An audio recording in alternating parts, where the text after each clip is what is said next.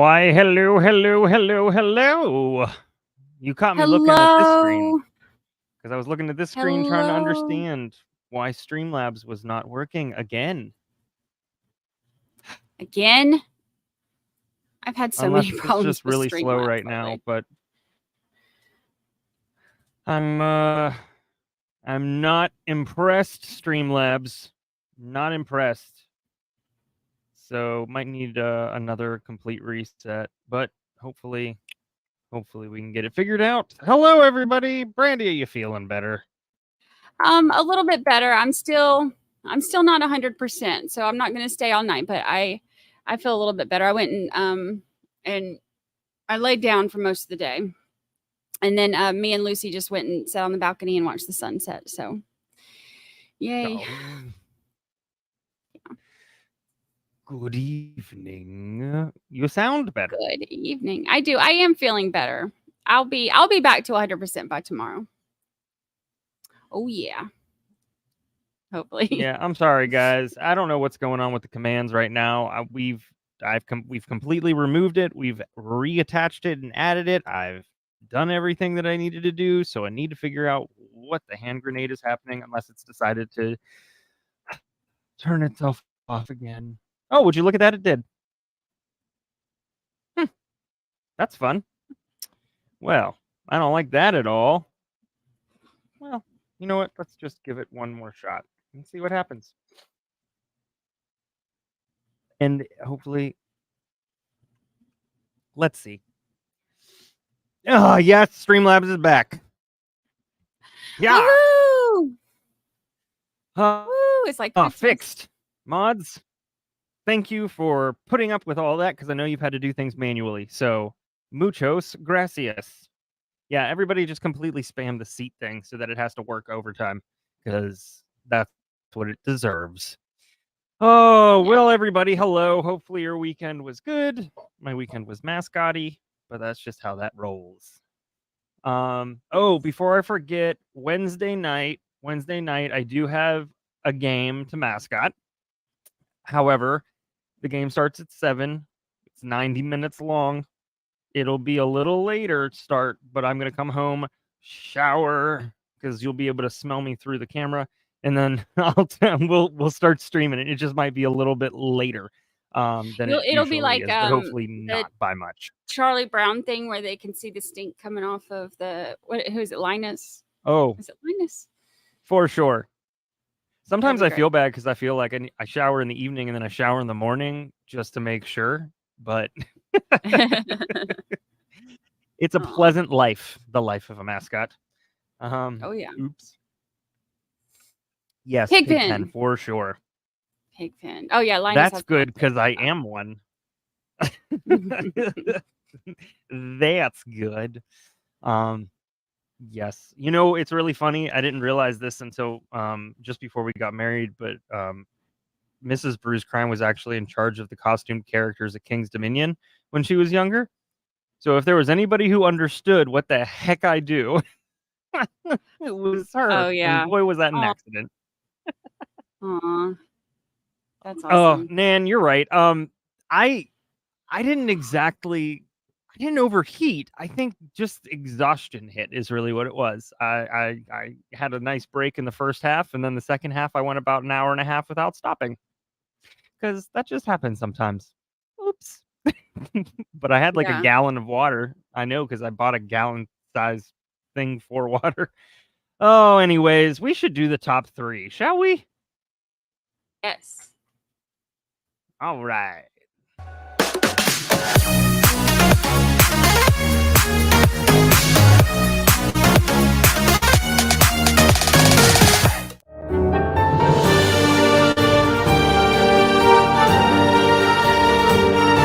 gets that dual-sided throne. 80s music, man. I really hope that you're rocking out.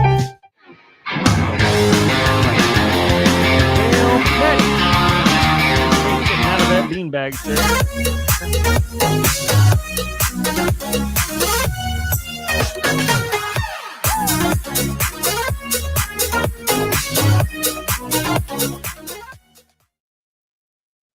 Thank you, 3, for joining us early. Muchos gracias. And all the other words that I don't know. Before we hop into everything, I want you guys know, recently I went through the whole thing with Stella. Well, we have a juror who I won't name, but they've recently gone through something, and by recent I mean very recent. And so I want to bring this up. They asked if I would share a picture, and of course, I said yes. So this is Grandma, everybody. This is Grandma. Aww. I had to add the lightning in the background because I feel like Grandma was a spitball. I don't know Grandma, but yes. So it doesn't matter who the 13th juror is, just send the good vibes all to them. But yeah, so they're going through a little bit of a hard time right now, and by a little bit I mean a hard time right now. And so we just send our good vibes to you and our good thoughts. And so thank you for trusting me and us and the channel to put this up, and the community for supporting you. So thank you. Oh, all right. Also, just the name. I love the name Grandma. I think it's fantastic. Yeah. That's and adorable. then I had a cat said- named Granny before. Did we you? called her Granny? Yeah, because when she was born, she was like gray and wrinkly, so I named her Granny. She was cute. Aw. Yeah. I love it. Yeah. On Friday, I gave a call out for folks that do music and do crafts and things. And one of our folks with the store on Etsy called Beanie Bubby, which I really like a lot. She sent me the link to her stuff, and so I'm gonna pop that up real quick here. And there are a lot of things here. I mean, I'm looking at 90, 100 things, but everything from that is a shot glass with a straw, Brandi. That's like that's the best thing ever, and it's really cute. Yeah, I drink till I waddle. I love that. It's That's so awesome. good. Don't worry, Queen. The Lucy Cam will come up when Lucy decides to sit in her bed. But until that time, where'd she go? So yeah, so if you do the etsy.com/shop/Beanie Bubby, I don't know if it'll let me do it, but let me know if the link goes through. There's a lot of good stuff here. Popcorn tumblers, wax melts, a hoodie. Look at this soft penguin hoodie. It says, "Let me pour you a tall glass of get over it," and here's a straw so you can suck it up. Oh yeah, I love that. That's so funny. Oh my gosh, these are cool. Those are so cool. Well, so go to Etsy and search Beanie Bubby, and Crystal. Since your name is on the profile, I don't feel so bad saying it, but still, thank you so much for sharing. And yeah, everybody head over to Beanie Bubby and get yourself something cool. Custom image on slate. That's kind of cute. Okay. Oh boy. Woof. I love it. Well, Virginia, yes, we are still on Jodi, but yes, Beanie Bubby. Exactly. We are still on Jodi. In fact, we are just over hour from being done with Cross because boy, oh boy, she's never gonna give you up, never gonna let you down. Ugh. Beanie Bobby. Oh, Are you looking forward to are you looking forward to the next trial? And by looking forward to, I mean, are you ready for something different? I am very ready for something different. And now for something completely different. Yes. I am. I'm excited about it. There are 3 trials starting this week. And I am what are you laughing at? I missed it.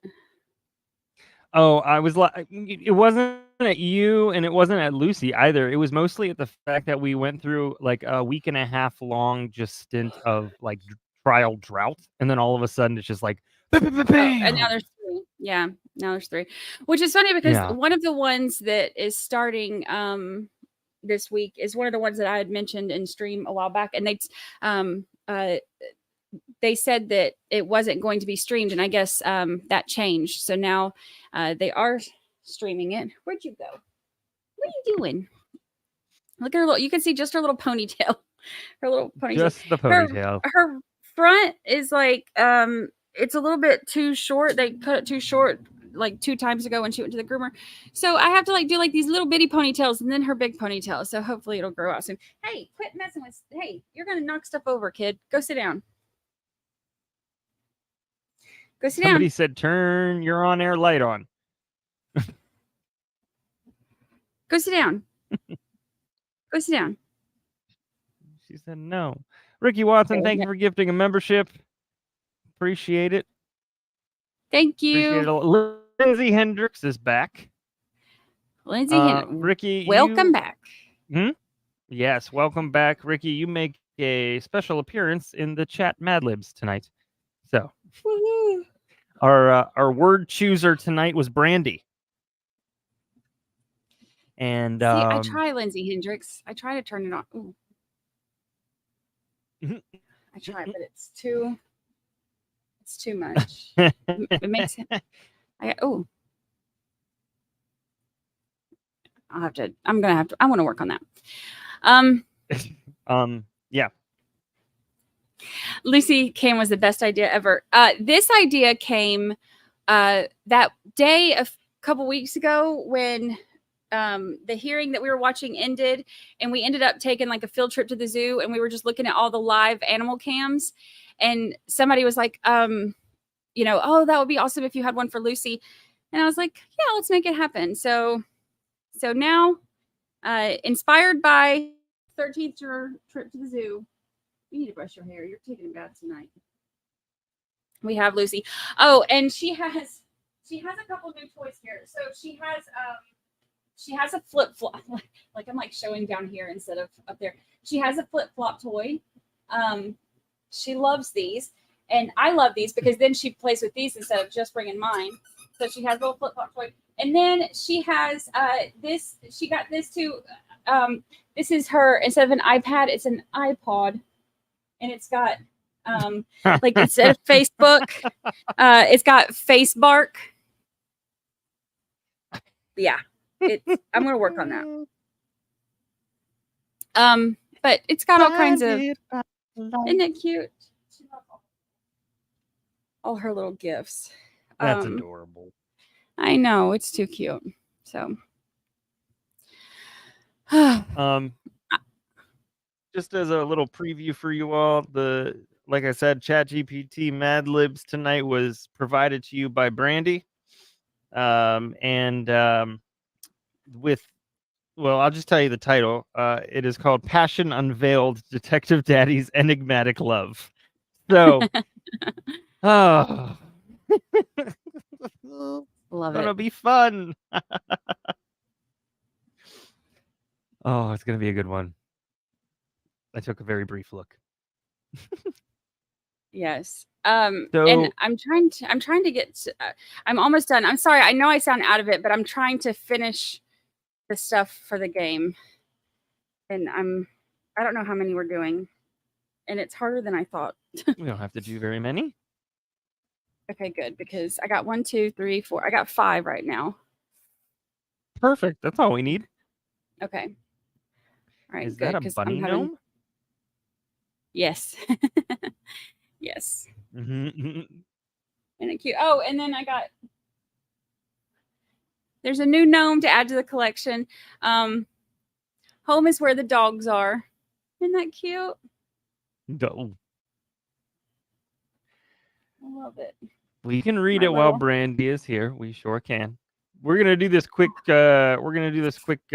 Fun times little quiz Yes. that I'm gonna fail at, and then I'll read the story before Brandi leaves. Yes. All right. Okay. I've got the... All right, so I put it in the shared thing if you want to take turns reading, but I have... So we're doing... And this was very last minute, so I apologize, because normally I try to be a lot more prepared, but however, I failed. So this is not prepared. So we thought it would be fun to... I have something in my eyeball. To do a Name That trial. And actually, I think it was, speaking of Lisa Wilmot, I think it was Lisa Wilmot said something about doing something like this. Hello, Poppy. A couple days ago, and I was like, oh, that's a good idea. So this is actually inspired by Lisa Wilmot and all of her amazing ideas. So I'm going to say a quote from a trial, and you have to name that trial. So we'll start off easy.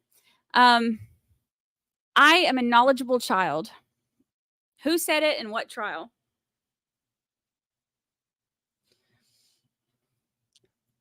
Oh, I know, we needed like next time I'm gonna have copyright-free Jeopardy music. Yeah, no. What am I doing? What is my life?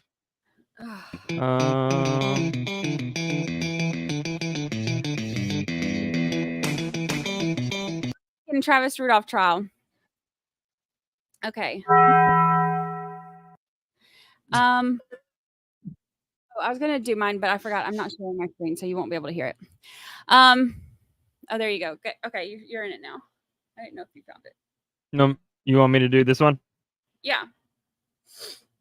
All right. Once I lied, I continued to lie. That one's a little bit harder.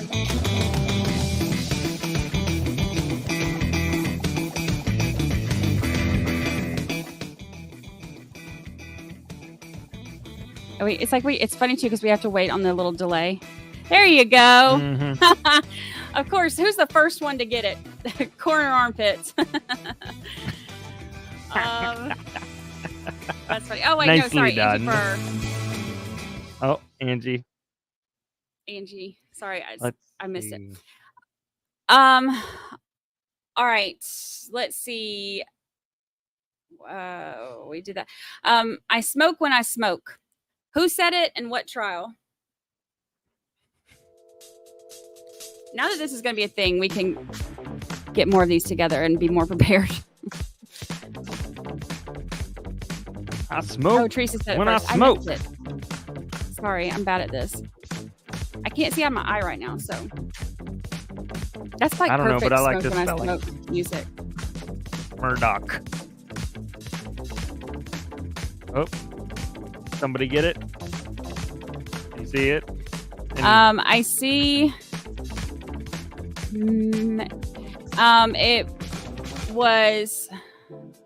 It was the Melly trial, but it was not Travion Glass.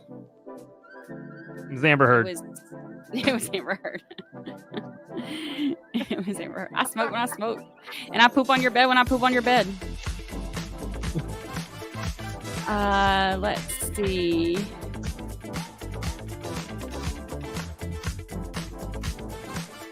I can barely see anything, so I'm probably missing some of these. Was their name Sebastian? No. Okay. Nobody T-pen getting glass in Melly trial? AJ Melly trial? It's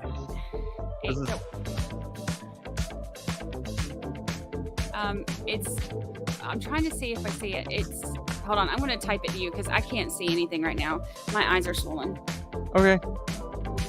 I'm concerned.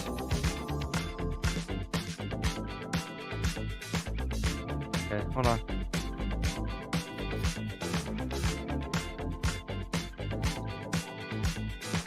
Is it Allie got it? Or maybe I'm wrong. Isn't it? Is that it? Isn't it AJ Melly trial? Adrian Davis. Adrian Davis. All right. So it was Adrian Davis from the YNW Melly trial, which I know nothing about. All right. Here's the next one. Are you ready? So I poured myself a large glass of wine. I thought it necessary.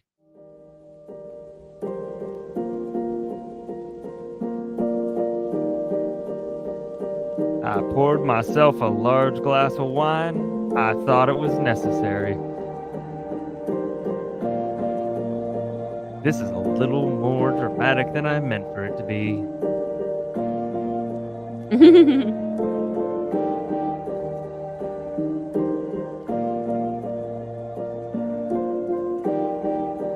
Ding, ding, ding. There you go. It's just me, Johnny Depp. No, but you're not kidding. He drank a lot of it. Yes, it was indeed Johnny Depp for sure. All right. And Brandi, do you want to do the last one? Jesus knows me and Or you want me Jesus to? understands me.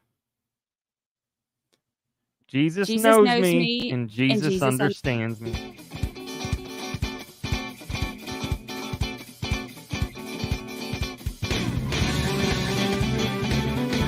It may have, look, the Melly one may have been Travion.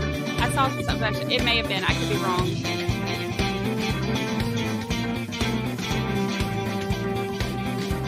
We got a Lori. We got a Lori Vallow, a Lori Gallo, which is also right. Yeah, you all right. You all know what's up. What's up. Yes. Awesome. All right, so I tried to be... Yeah, I tried to do all of those like while we were doing the top 3, and that's a lot harder to come up with some than you think. So I didn't have time to look at them all. So, sorry. That was but impressive, though. next time I'll be more prepared for that game, and hopefully my eyeballs won't be swollen. So there's that. All right. So before you go, you should experience the fruits of your labor. Oh, yes. I want to hear it. So,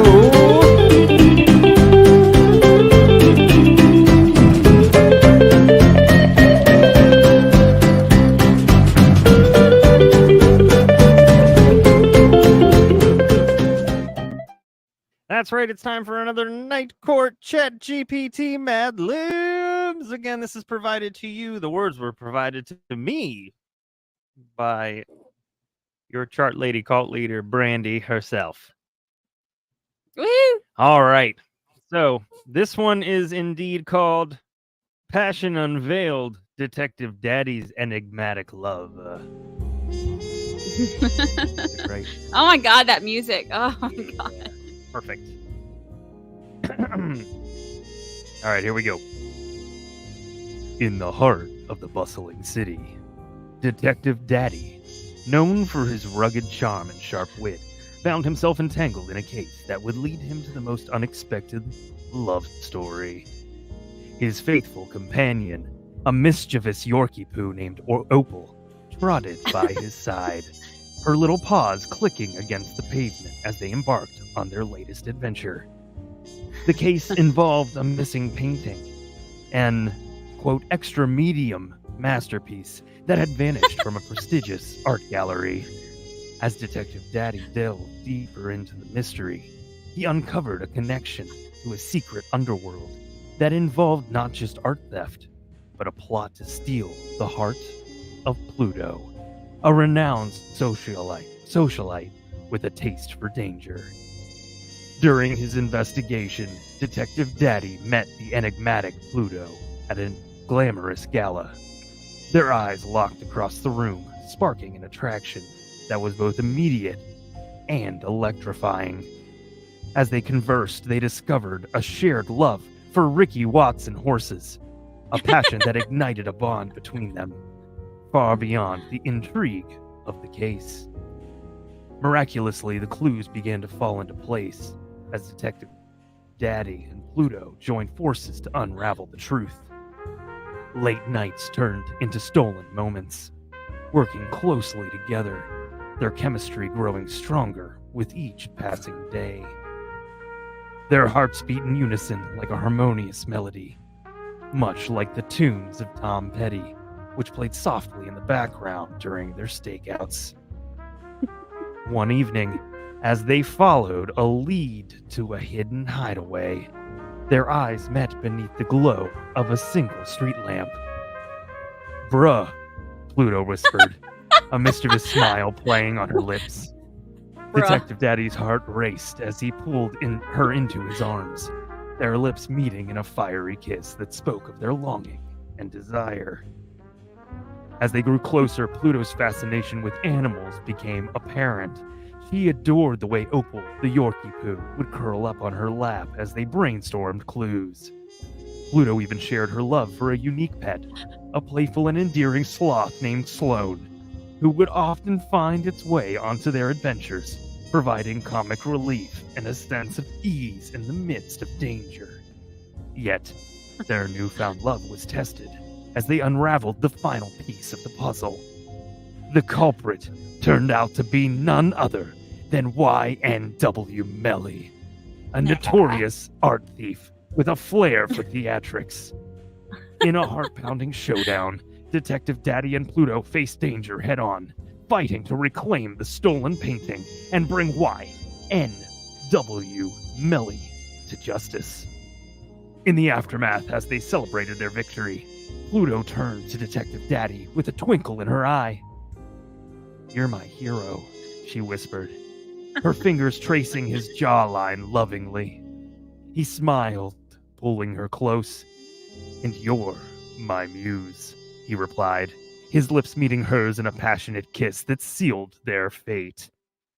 From that moment on, their lives intertwined, blending the thrill of crime-solving with the tenderness of a blossoming love.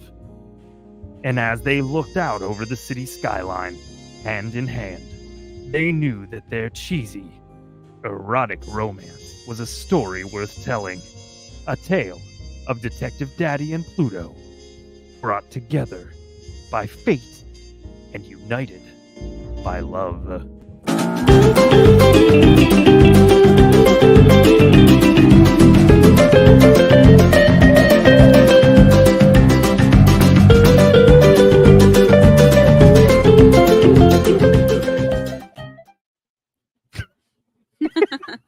That was hilarious. Lucy, cover your ears. It went so well. Yeah. That's what happens when you ask for a Chad Daybell romance genre. No. When he told him bruh, and of course they bonded over their love of Ricky Watson's horses. That was fantastic. Right. So good job. When I first developed it, I was like, well, maybe I need to run this again. And then I saw the bruh line. That's all I needed to see. And I was like, perfect. Perfect. Oh, that's too funny. need it. Sloane the Sloth, right? Sloane the Sloth.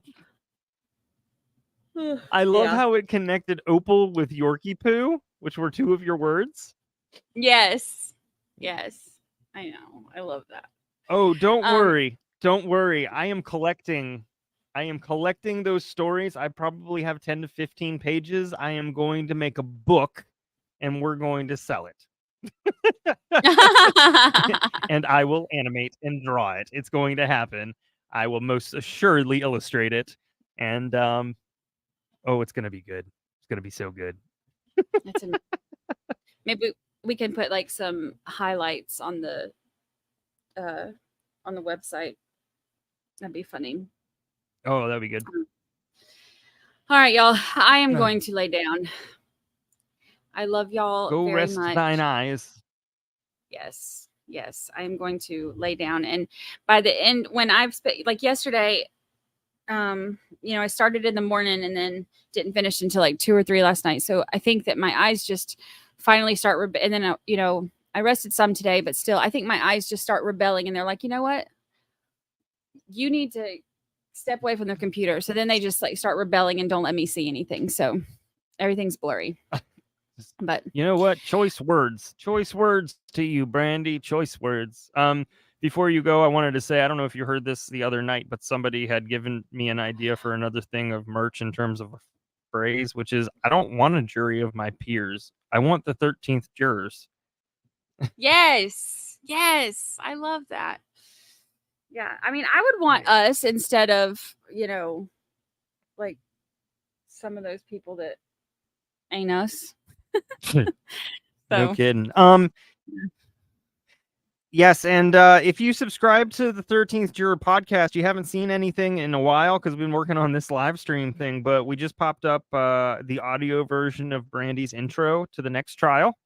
And I actually have scheduled tomorrow, Thursday, and Saturday, the exclusive interviews that we did, both of the ones with Mark Shiner and then Mark and Heidi, and then also the one that I did with Eric Carter Landine. So those are coming out kind of in a static way tomorrow, Thursday, and Saturday. So you can go to any podcast app that you have, and you can download 13th Juror. You will see the usual logo, and then set it up to automatically download. So I don't have ads turned on any of those things. So if you're worried about ads, we don't have them on. You guys are here most of the time, and that's great. This is just nice kind of supplemental stuff that you can go to. So yes. yeah. All right, you y'all. leave. Get out of here. I'm going. All right. I love y'all, and I will see you. I will see you later. Bye. Bye, Lucy.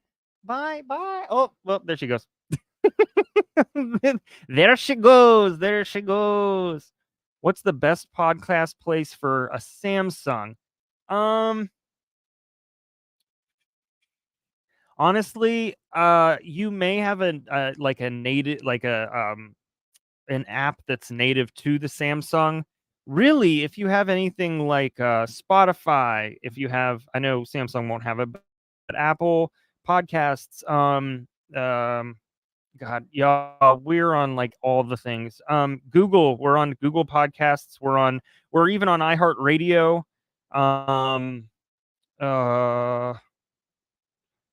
We're on a lot of things. Spreaker.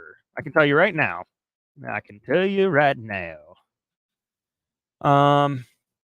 This is how Brandi and I initially got started. Was we started releasing these items. Let's see here. Okay. Nope.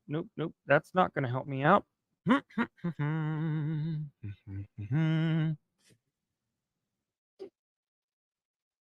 There we go. Distribution. All right. So we are on Apple Podcasts, Spotify, iHeartRadio, Google Podcast, Castbox, Deezer, Podcast Addict, Podchaser, and JioSaavn, which I don't really know about. However, yes, all those things. And we're probably on even more because a lot of times those will distribute even further to other things. So yes. Hey, Brayson. Hi, buddy. Hello. Oh boy. Ha ha ha. It's nice to see you. Huh? When in doubt, do Mickey. That's what I say.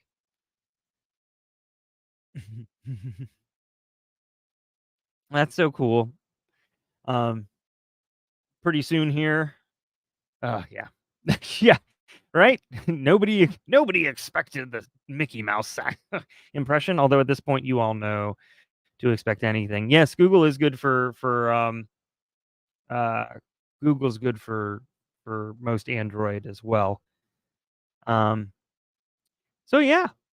And if you have questions about podcasts, if you have questions about apps and things like that, I'm open to answering any questions you have. I've done it for about 4 or 5 years. Oh, we are on Amazon because it did not say whether we were or not. Thank you, Terry. We're also on Amazon Music as well, which has now become a place for podcasting. So you can definitely access us there as well.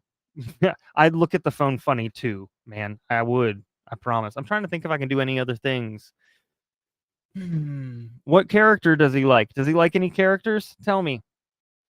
And I'll do one. If I can. I'd look at the thing too. Yeah, Amazon's good. Amazon works. Mrs. Bruce Crime uses Amazon. I've been using Spotify. Does he like Blue's Clues? If he likes Blue's Clues, I got a rugby shirt right back here. Coco Melon and Bluey. Bluey. Oh, man. Australian accents are hard. Smurfette. Oh, man. Yeah, if he liked Blue's Clues. Bluey was really made for adults, let's be honest. Do it as Father Ted. No, I'm not going to do it as Father Ted. That's a terrible idea. Oh man, that actually is quite troubling. Quite troubling. That's very true, Polly. It does, but he could be a Joe fan, a Steve fan. There's another fella who I actually really like. I don't know who the new fella is. I don't have much. I can't do much more than just curse you, vile woman. I can't do that either. Oh, all right. Well, I think it's time to finish this up. It's time to wrap this up. It's time to wrap it up. Let me cover that because that's not allowed. Oh. Here's the mail. It never fails. It makes me want to wag my tail. When it comes, I want to wow mail.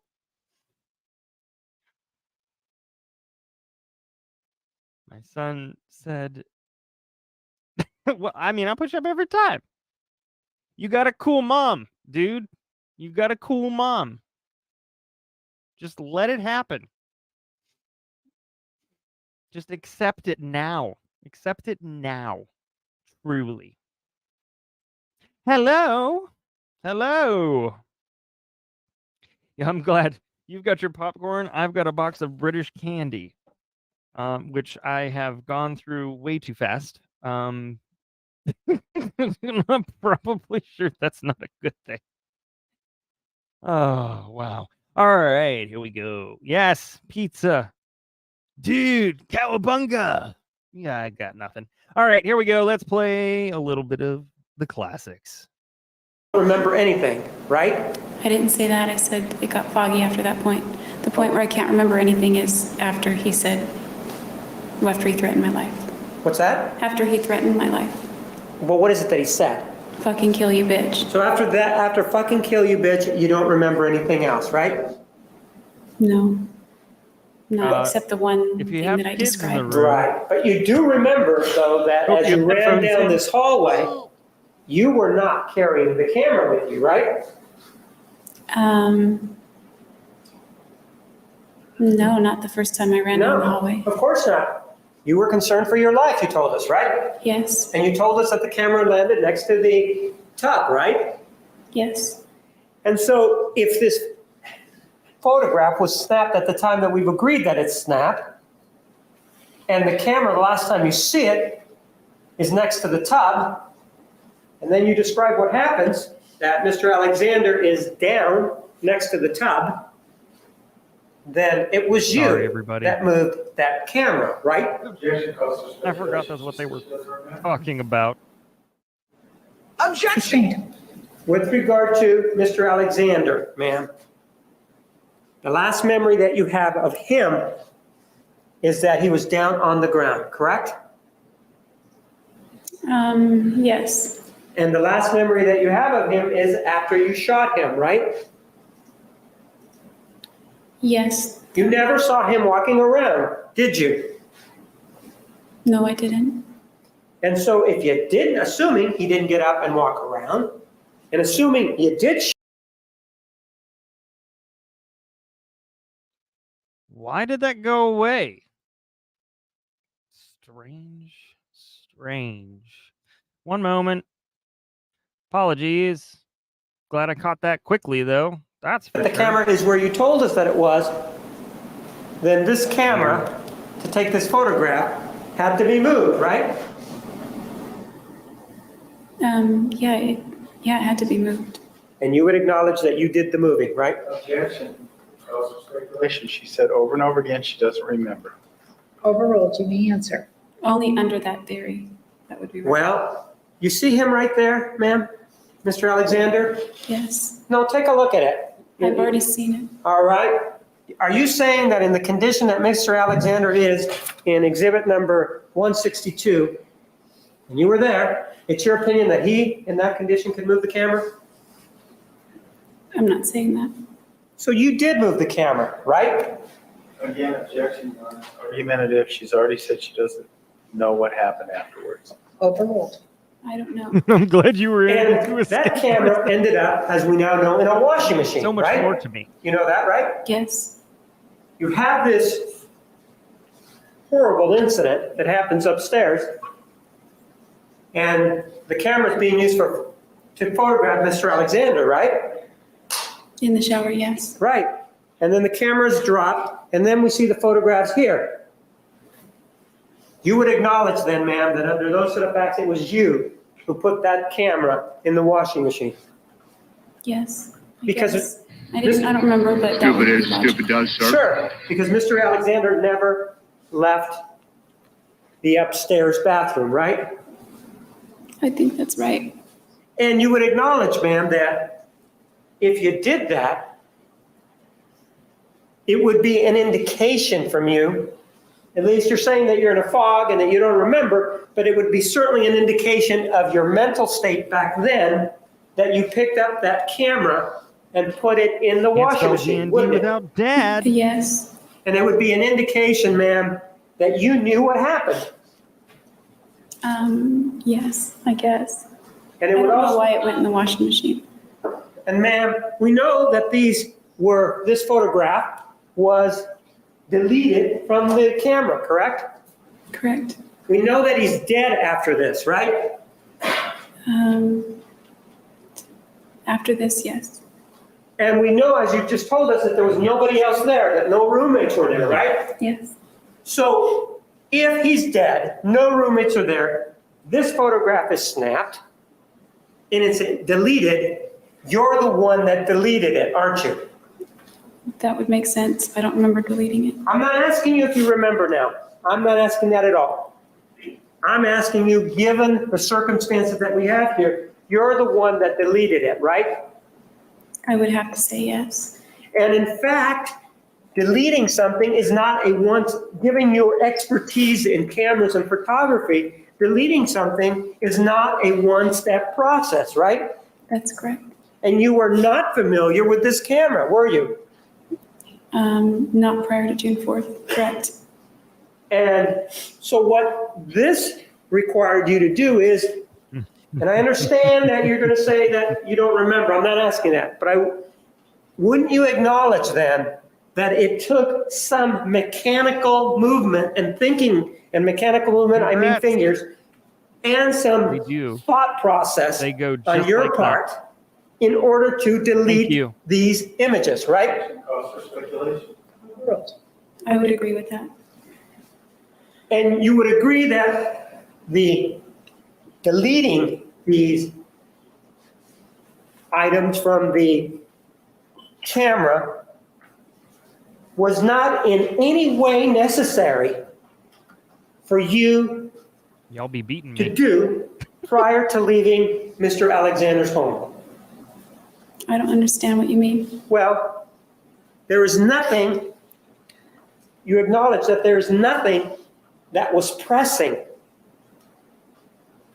about or threatening about the camera that required you to delete these images, right? I don't know what you mean by Well- threatening. In order for you to delete them, ma'am, you have to view them, don't you? Yes, Thank you. And if you I'm view also glad them, it's cooler. then the decision is made. And Thank I you know so you're gonna say, I don't much. remember, but you acknowledge then that a decision is made by you to delete this photograph, right? there must have been, yes. And you would agree then that if the police Words of Dr. don't Mark. find this I would never photograph, join anyone that that had would me be as a member. beneficial to you, wouldn't it? In terms of your culpability involving Mr. Alexander's death, I would not agree with that. okay? Exhibit number 160, so you think this helps you in your case? I don't agree with that either. 163.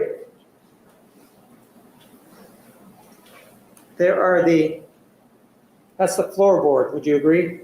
Yes, And this is the hallway that you claim that you ran down, correct? yes, that's the one. And that would mean that this up here would be Mr. Alexander, correct? Yes, And that reddish substance would be blood, right? yes, And again, if we apply the same analysis that we did before, you would acknowledge that the person who deleted this photograph was you.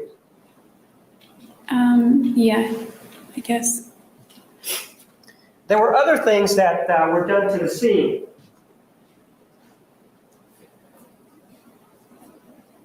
Let's take a look at exhibit number 67, followed by exhibit 68. You see 67? Yes, There is blood there, isn't there, ma'am? yes. That's not your blood, right? Thank I you. don't think my blood is there. That would be Mr. Alexander's blood, right?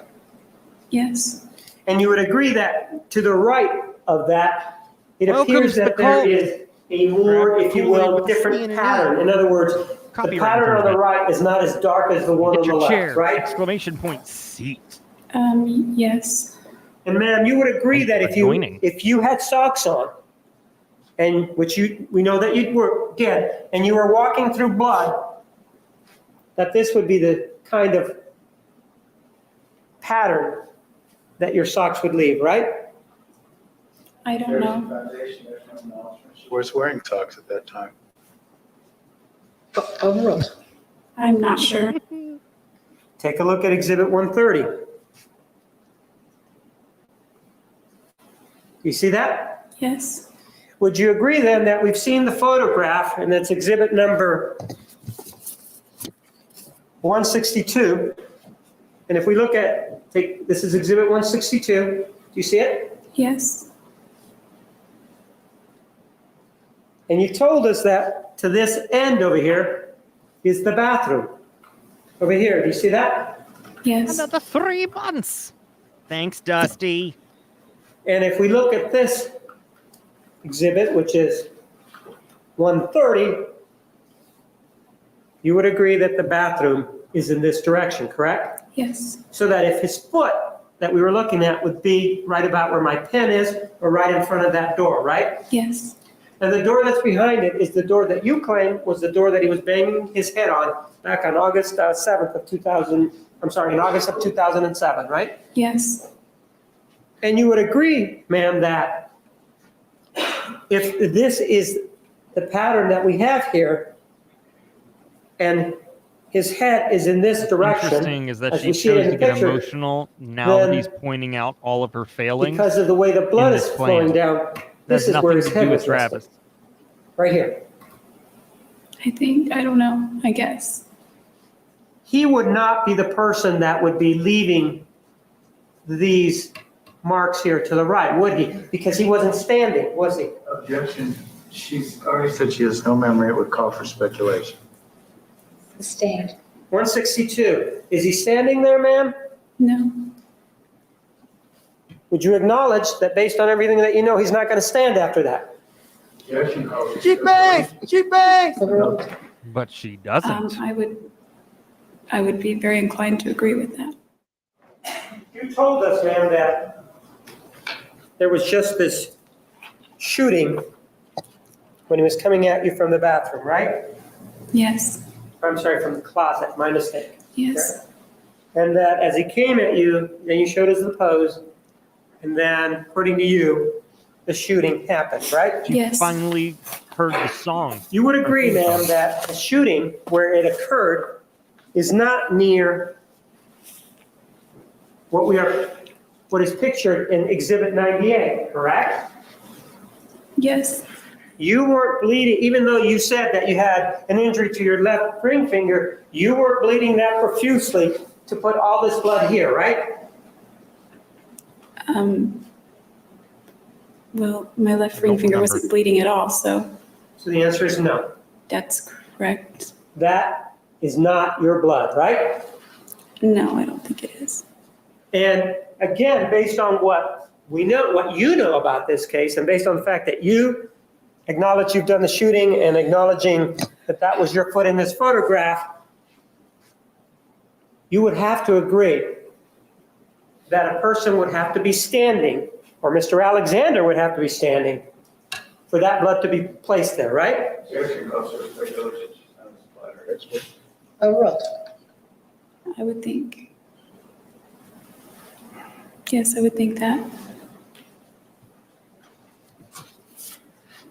She was going to do what she was going to do. It was all her choice. I mean, Ma'am, one of the things that counsel. happened, or that was found on the body, was a glass. Are you aware of that? Yes. Now, before the murder, there was no glass up in the bathroom, right? It was under the sink. It was under the sink then, right? Yes. So then you would agree that if it was under the sink before the murder, and it was found on top of him after the murder, you would agree that you were the person, you would acknowledge that you were the person that went underneath the sink, got the glass, correct? I would acknowledge that. And you would acknowledge that you used that glass to try to clean up or throw it on the floor of that bathroom. I don't know what I did with it. If there were lots of water in the bathroom after the killing, for example, if you take a look at exhibit number 118, do you see that? The watermarks here? Yes. You would acknowledge that these watermarks in red colored blood, or what appears to be blood, you would acknowledge that you're the person that created those marks, correct? Yes. And you would also acknowledge, ma'am, that these reddish spots here are Mr. Alexander's blood, right? Yes. Which would indicate that he was in that area bleeding, correct? Yes. And exhibit 125 shows us the relationship between the closet to the right, correct? Yes. The closet to the left, correct? Yes. And the And you're the only murderer. end of the in room. hallway into the bedroom, right? Yes. And ma'am, you would agree if we've now seen that there was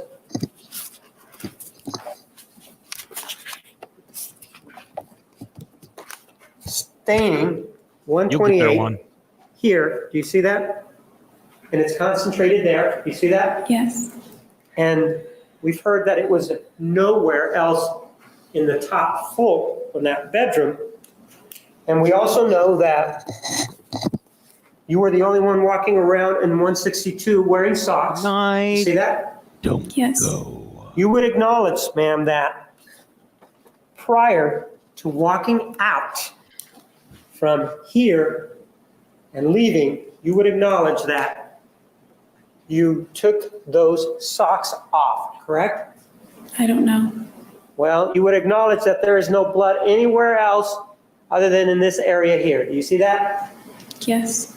So you would acknowledge that if you did have blood on your socks and there was water on the floor and you were walking in it, you would acknowledge that there may be, based on whatever experience you have, there may be other blood throughout wherever it was that you stepped. Objection, ask the answer, vote definitive, and calls for speculation. Overruled. You may answer.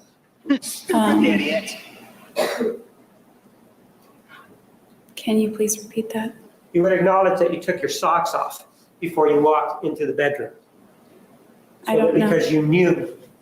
I'm not saying that you remember it, because you knew that they had blood on them and you didn't want to get the rest of the bedroom dirty. Objection, calls for speculation. She said she doesn't remember even removing her socks.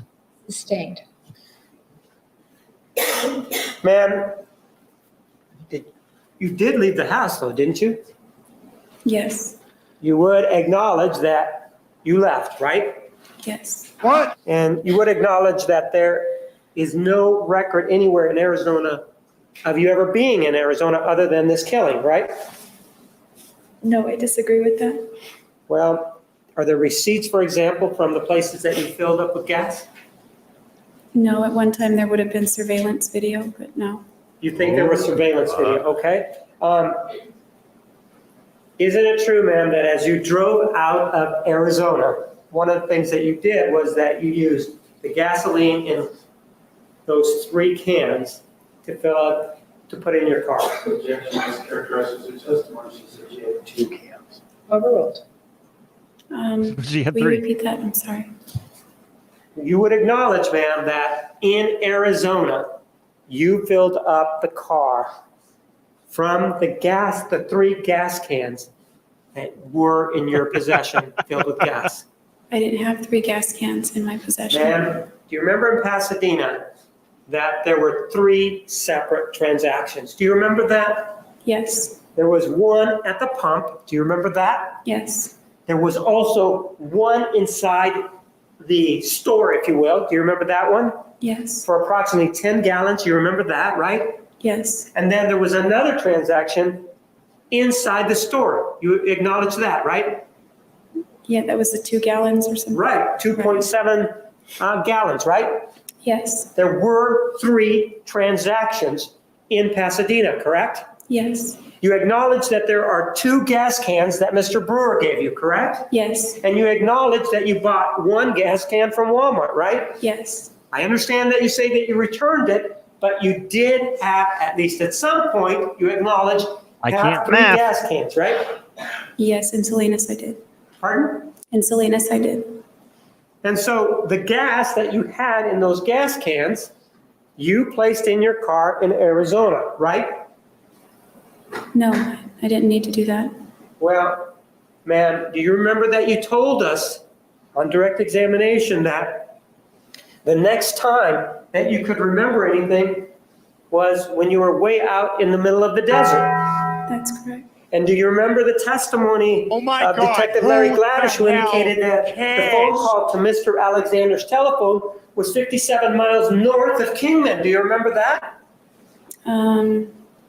No, but okay, I'll assume he said that. But you do remember that you testified that you were out in the middle of the desert, right? Yes, I do. And do you remember that you said that you stopped, right? Yes, And do you remember that you said, well, I got rid of the gun, right? yes, So you would acknowledge, ma'am, that even though immediately after this killing happened, you say you went into a fog. Do you remember saying that? it was in a fog, yes. You were in a fog, right? And one of the things that we know from your own admission was that there was a gun that was involved, right? Yes, That's what you used to shoot him, right? yes, And so this gun, you tell us, you took it out to the desert, didn't you? yes, You were the one that removed it from the house, right? yes, Yes. If you Yes, he was. didn't know what was going on, if you were in a fog, ma'am, I can't either. which means that you don't know the status of your current events or the status of what's going on, would you agree that there would be no need to take the gun if you were unaware of your status. I would not agree with that. Even though you're in a fog, there's a decision, a knowing decision, a voluntary movement that is made to take the gun on your part, right? I think you're getting fog confused. My memory was in a fog. I don't remember what happened after those things. I'm not asking you if you remember that, please. If Jodi's That's not what I'm driving asking. from one place, I'm asking at whether you 70 miles acknowledge an hour, that you removed the an gun from the 18-wheeler crime is scene. driving from another side of the highway at 20 Yes. miles per hour. And you do acknowledge that When if you're in a will they fog, meet? you're in a fog about everything. I don't care. The Not important part just is certain they met. specific things, right? I don't know. Well, it's your fog. Is that a question? Yes, it is a question, isn't it? What is it? It's your fog, isn't it? Yes. And with regard to this particular fog that you are in, why would you even think of taking the gun unless you really knew what was going on? I could only speculate because I don't remember. If you were in a fog and you didn't know what you were doing, why take the gun, man? it's your fog. Argumentative. Overruled. I don't remember taking the gun. I remember throwing the gun. All right? Throwing the gun. If you remember throwing the gun, you remembered where the gun came from, don't you? I recognized it as Travis's gun, yes. I know you say that it's Travis's gun, but shortly before embarking on this trip to Mesa, Arizona on May 28th of 2008, your grandfather had a .25 caliber gun taken during a burglary, right? Yes. And you knew about that, right? I found out after I got back into town. The answer is yes, you did know, didn't you? Yes, afterward. You did know on May 28th of 2008 that there was a burglary at your grandfather's house, correct? Yes. And you're telling us that on June 4th, or after the murder, you stopped at the side of the road, right? Yes. And according to you, you have one of the implements that was used to kill Mr. Alexander, correct? Yes.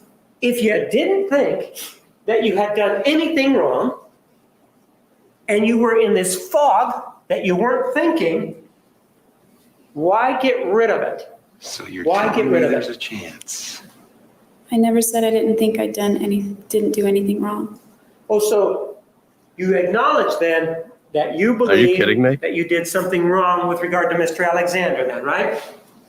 I believe that something Yes or no? very bad had happened. Yes or no, ma'am? I'm not, how did you word that again? Do you believe that you did something wrong with regard to Mr. Alexander? Yes. And that belief that you had was with you on the side of the road to the point that you got rid of the gun, right? Well, I just threw it, so yeah. You did get rid of the gun, right? Yes. And this knowing that you had done something wrong was preceded by your removing the gun from the crime scene. Right? Yes. So you would agree then that at the crime scene, you knew that what you had done was wrong, correct? I would say that would be accurate, but I don't remember. And you were trying to alter the crime scene, weren't you? It appears that way. Well, no. Based on what you know, there was an altering of the crime scene, wasn't there? Yes. The gun was taken, right? Yes. And we know that you took it, right? Yes. We also know that there was no knife that was found up in the bathroom area, right? Yes. So we know that you took it, right? I don't remember having the knife at all afterward. But there was no knife up there, right? I haven't heard any testimony about that. So I would. You would acknowledge, ma'am, that Who cares? Exhibit 193, that Mr. Alexander was stabbed. You would acknowledge that, right? Yes.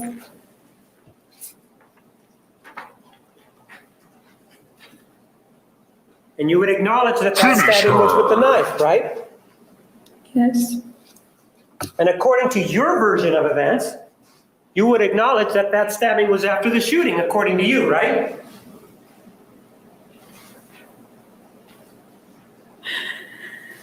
I don't remember. I'm not asking you if you remember, ma'am. I'm asking if you acknowledge that it would be you that did it, correct? Yes. And you would acknowledge that a lot of the stab wounds, and if you want, we can count them together, including the ones to the head, were to the back of the head and to the back of the torso, correct? Okay. Well, no, I don't. Count them. I don't know. I'll just take your word for it. Would you like to take a look at the photograph? No. So if he is being stabbed in the back, would you acknowledge at that point that he's no threat to you? I've yet Right? to see tears. Objection calls for speculation. Overruled. I don't know. Well, if he's already been shot, according to you, and he's facing away from you, how could he possibly be any threat to you?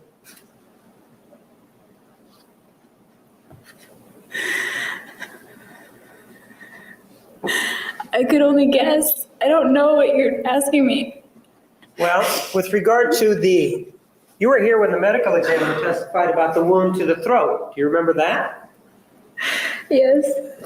With regard to that wound, ma'am, The you would ultimate acknowledge that shade was, in terms of of it the all. stab wounds, you would acknowledge that that was the last wound in the sequence of events.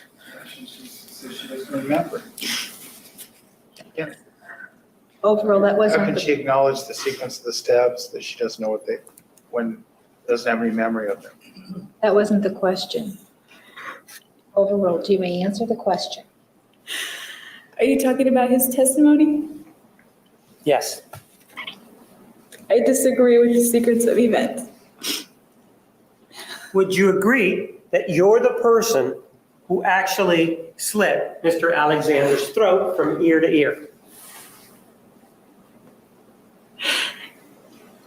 Yes. Would you also agree that you're the individual that stabbed him I wonder in the upper torso? if this is the first time she's really said it in like public, Yes. and this is why. And you're doing all of this according to emotions your version of events. You're doing this to this individual after you have already shot him, right? Yes. Oh, the sound effect of her wiping her nose. I believe so. Well, no. Do you remember previously talking to us about how he was coming at you and he was this horrible man with his mean face? Do you remember telling me that? Yes, I didn't say he was horrible. Okay. Thank you for correcting me, but do you remember telling us that he was a mean man? Not today. Well, That's previously you did say that he was a mean man, correct? I think I did, yes. And on this particular occasion, you told us that he was cursing at you, right? Yes. And that he threw you down, right? Good night. Yes. That he chased you down, right? Yes. And this is the individual that you shot first, right? I didn't know if I shot him. It just really that went off. The gun went off, right? You can at least acknowledge that. correct? Yes. That's something that you did hear, correct? Yes. Now, one of the things that we also know is that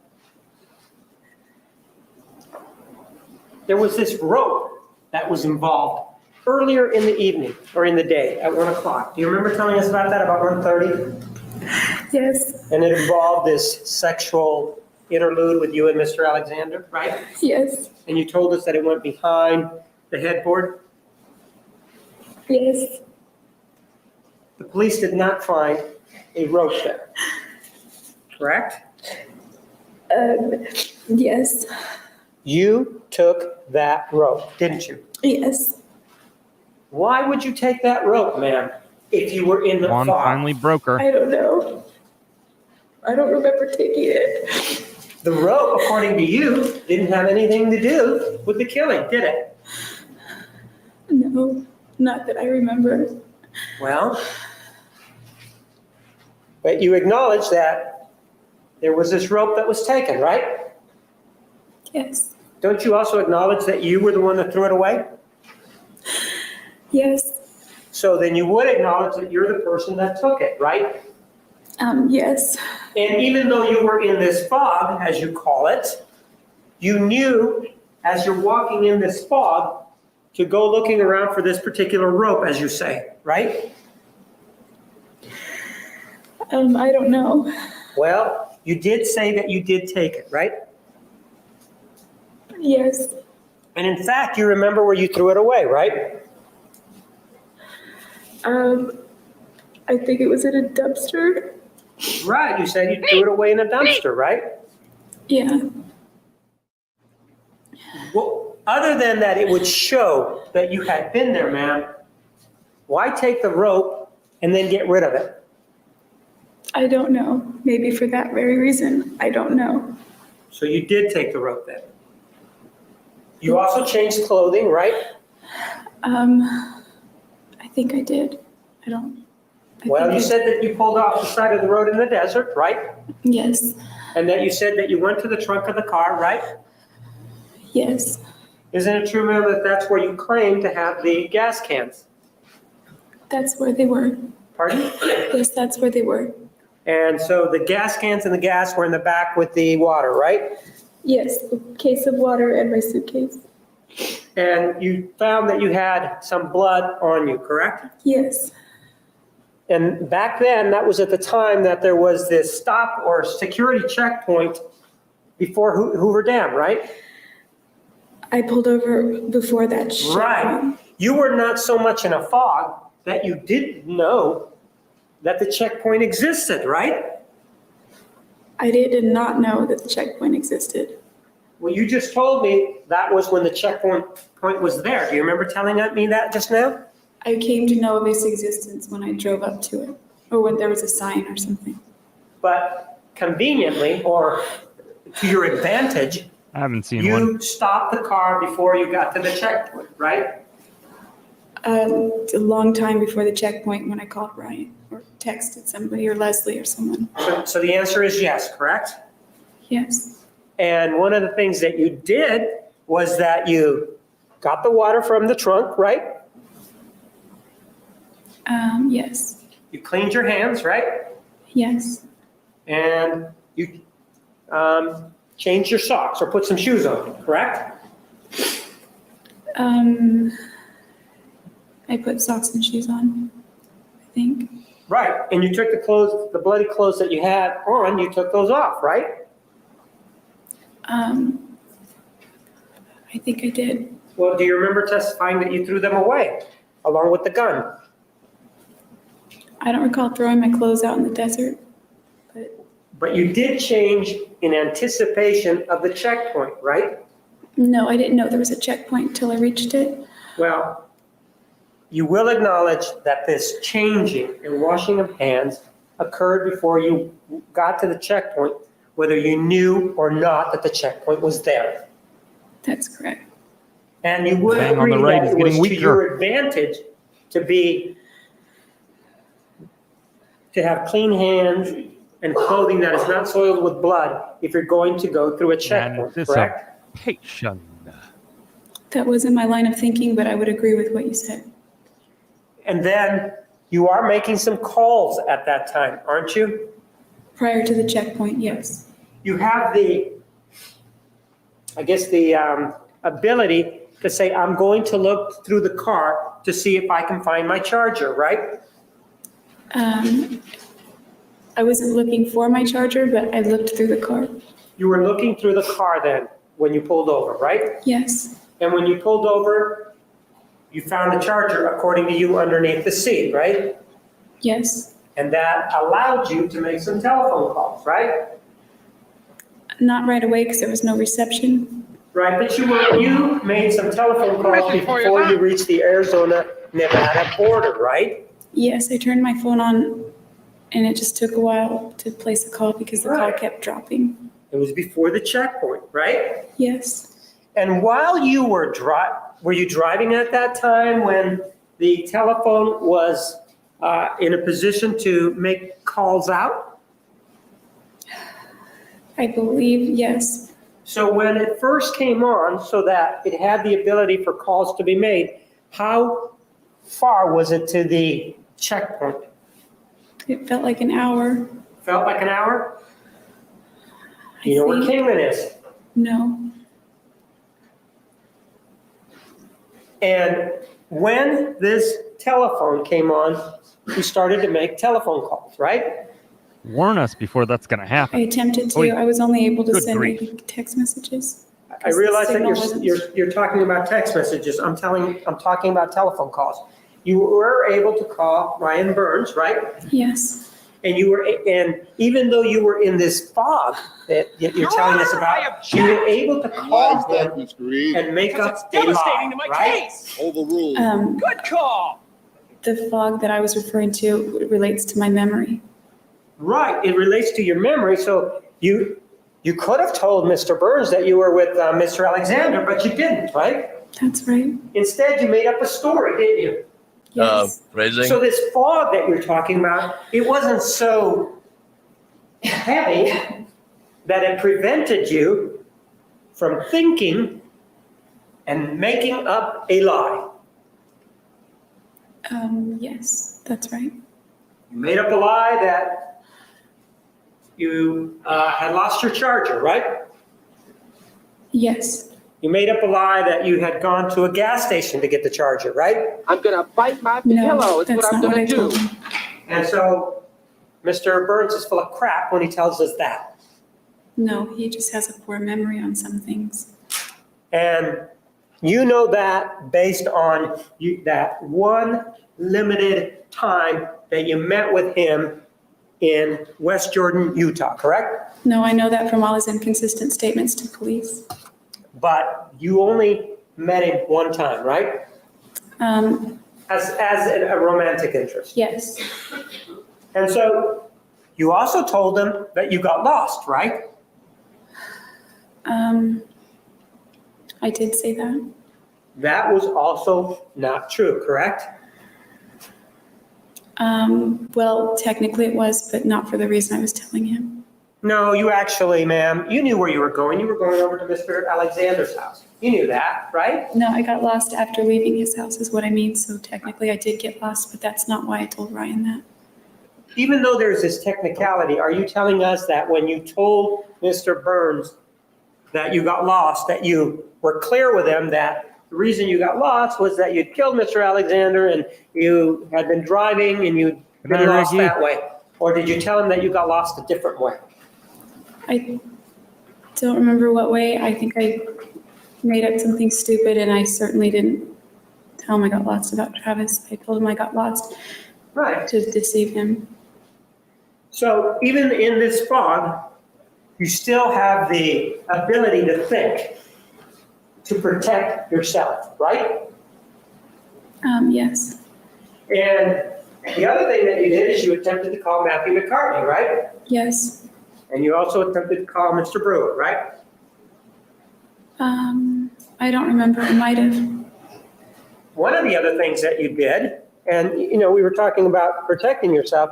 One of the other things that you did is that you immediately, almost immediately, when you say you come out of this fog, one of the first things that you do is you try to divert attention away from you so that the police won't think that you had anything to do with this killing, right? Yes, And this fog that you were under that you're telling us about is not so deep that it stops you from fabricating or attempting to fabricate evidence, right? That would be correct, I guess. And it's not so deep that, according to you, you can stay on the telephone and know the prompt so that you can get the telephone message just right, according to you, right? Well, just so that I wasn't crying in the message, yes. Right. But you want the message to be just so that it sounds natural, right? Yeah, as natural as possible. Right, and you went to great lengths to do that, according to you, right? Yes. And the reason that you went to great lengths to do that was that so that if there was any suspicion, it wouldn't be drawn to you, correct? Not immediately. That was the point, yes. Right, you wanted the police to look elsewhere, right? I guess. Well, no, you made the call knowing the reason why you made the call, right? Yes. If you really weren't wanting to fabricate evidence, you would have just left whatever message instead of worrying about crying or whatever it was that you were worried about, right? That's right. And so you called Mr. Alexander and you left him a message, right? Yes. Let's play it and hear what you said. Hey, what's going on? This is Policy Night. Anyway, my brother's time you're starting to gear up. I know Leslie called you, so I already talked to her, so you can call her back if you want, but it's not necessary. My phone died, so I wasn't getting back to anybody. And what else? Oh, and I drove 100 miles in the wrong direction, over 100 miles, thank you very much. So yeah, remember New Mexico? It was a lot like that, only you weren't here to prevent me from going into the 3 digits, so fun. Tell you all about that later. Also, we were talking about, when we were talking about your upcoming travels my way, I was looking at the May calendar, so I'm all confused. But Heather and I are going to see Othello on July 1st, and we would love for you to accompany us. I don't know when Team Freedom's event is, though, but, it's on the list, so we could do Shakespeare, Crater Lake, and the coast. So if you can make it. If not, we'll just do the coast in Crater Lake. But let me know, and I will talk to you soon. Bye. End of message. To delete this message, press 7. To save it in the archives, press 9. Message will be saved for 21.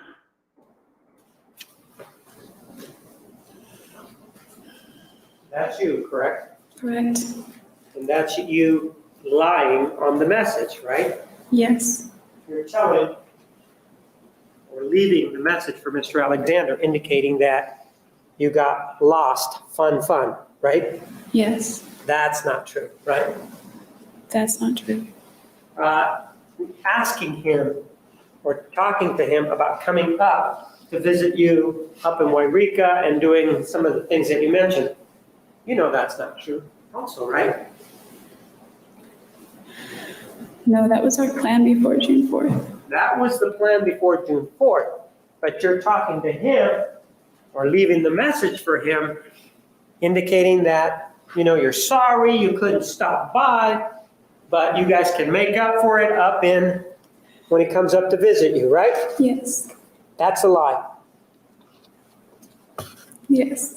And all of these lies, man, are meant for your benefit so that you can escape responsibility.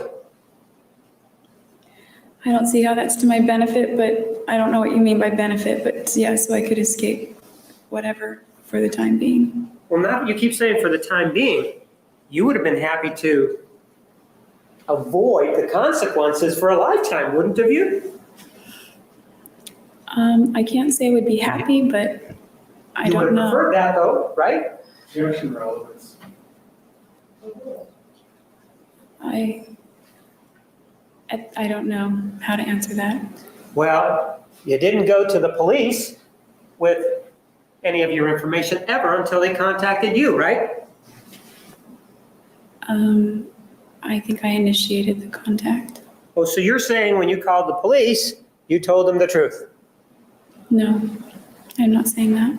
You would have been satisfied to avoid any responsibility Never be for the killing of satisfied. Mr. Alexander, wouldn't you?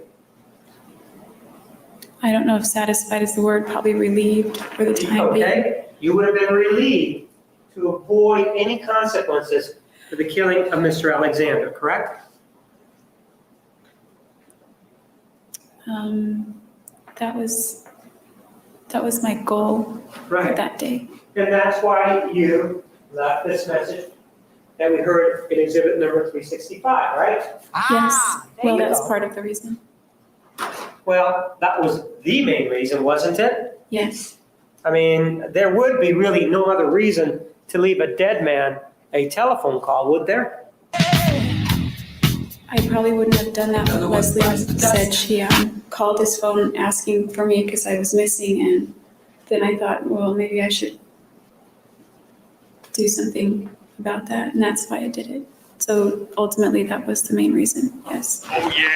So you're looking to Leslie Udy as the reason why you left that telephone call, man? No, I said the other, to avoid whatever was the ultimate reason.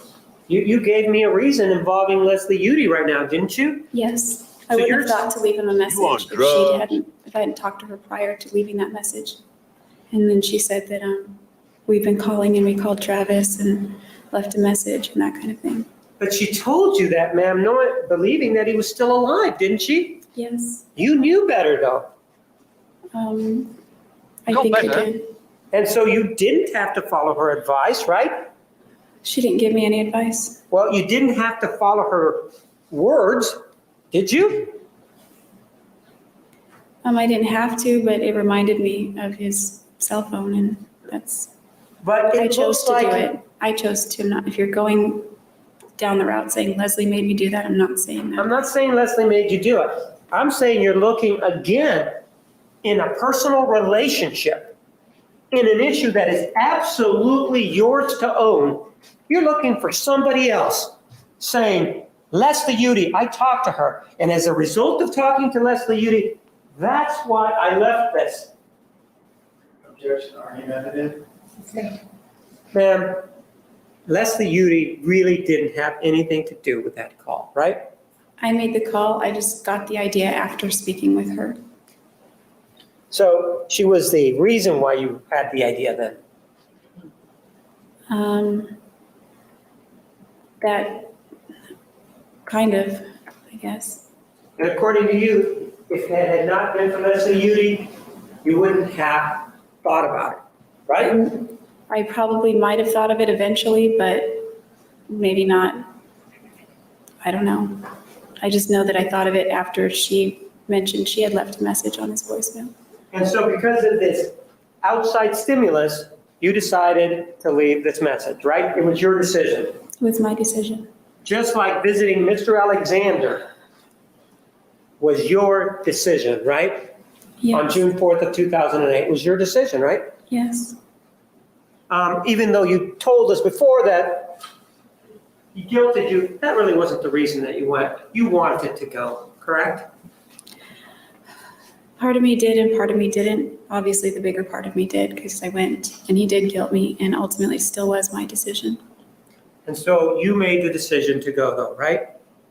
Yes, And then though, after that, you did something else to cover up, didn't you? yes.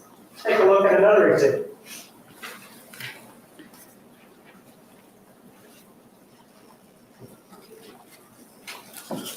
What a weird way to hold a cup. Anybody else? Is that just me? Take a look at exhibit number 504. Would you like to find it? Yes. It's a text message that you sent. Nonsense. The 6th of June, Pardon? June 6th, 2008. And it's to Mr. Alexander, correct? Yes, And again, the hours are off by 7, correct? yeah, I didn't look at the hours. Well, why don't you just take a look at the hours just so that we can make sure. Could it be? They're off by 7, correct? Yes, Look at the emission exhibit 504.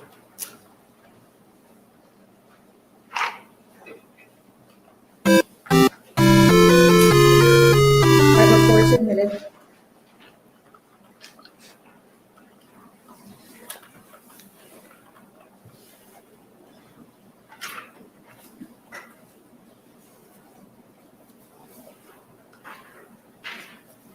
take a look at this text message.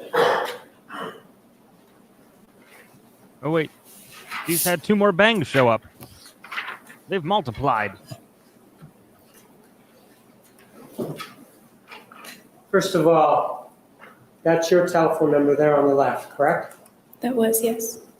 And the date there is 6/6 of 08, correct? Yeah, it was. Yes. If we take the 7 hours away from the 1658, what we're really talking, on the 7 hours from 1658, what we're really talking about is what, 9:58 in the morning, is that correct? Yes.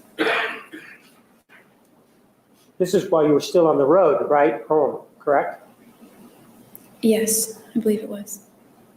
And why don't you read to us what the message is that you left for Mr. Alexander? Hey, I need to know when you're going to deposit that check. And you were referring to the check involving the car, right? Yes. The check that you know was uncashed in his desk in his office, right? Didn't know where it was, but I figured it wasn't cashed. And in fact, there was a conversation that you had with the detective where you talked to him about the uncashed check, correct? Yes. So you knew it was uncashed, correct? By the time it hadn't cleared whenever I talked to him, I knew it was uncashed. But another thing that you knew on this date is that Mr. Alexander was dead, didn't you? Yeah, I think I And did. you did that again so that you could cover up what you had done, right? Yes. Because you did not want to be faced with whatever consequences were involved, right? Game over, man. Game over. I was afraid of the consequences. And because you were afraid, that was a good enough excuse for you to send something like that. And there was much rejoicing. Restate. The reason that you gave to us that you were afraid, in your mind, even though the fog had lifted or there was a fog that was involved, you felt that it was Some kind of okay fog. to send this message. I didn't feel it was okay. It's not like that. So I guess that would be no. So then why are you sending it? Are you sending it so that you can reach him in the grave or what?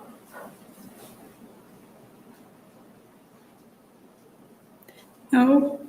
You're sending it so that, as you previously said, involving the telephone calls, so you won't have to face the consequences of what you did, right? Yes.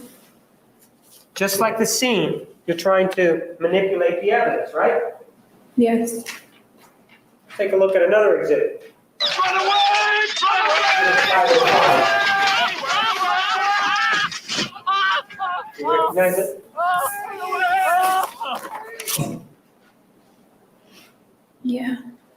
And that's an email, right? Yeah. Sent by you, right? Yes. You Mr. are a Alexander, media. right? To his email. And what date and time was it sent? Saturday, June 7th, 2008. What time? I'm sorry, 10:21.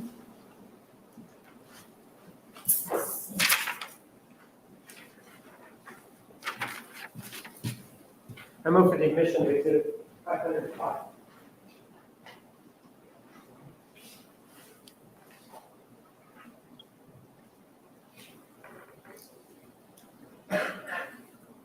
No objection. 505 is admitted.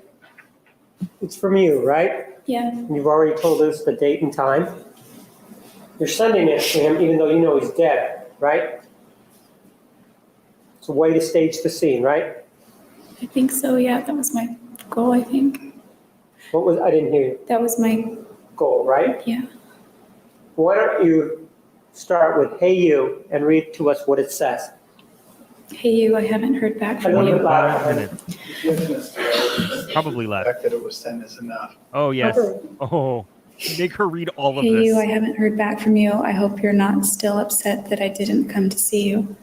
I just didn't have enough time off. It's okay, sweetie. You're going to be here in less than 2 weeks. We're going to see the sights.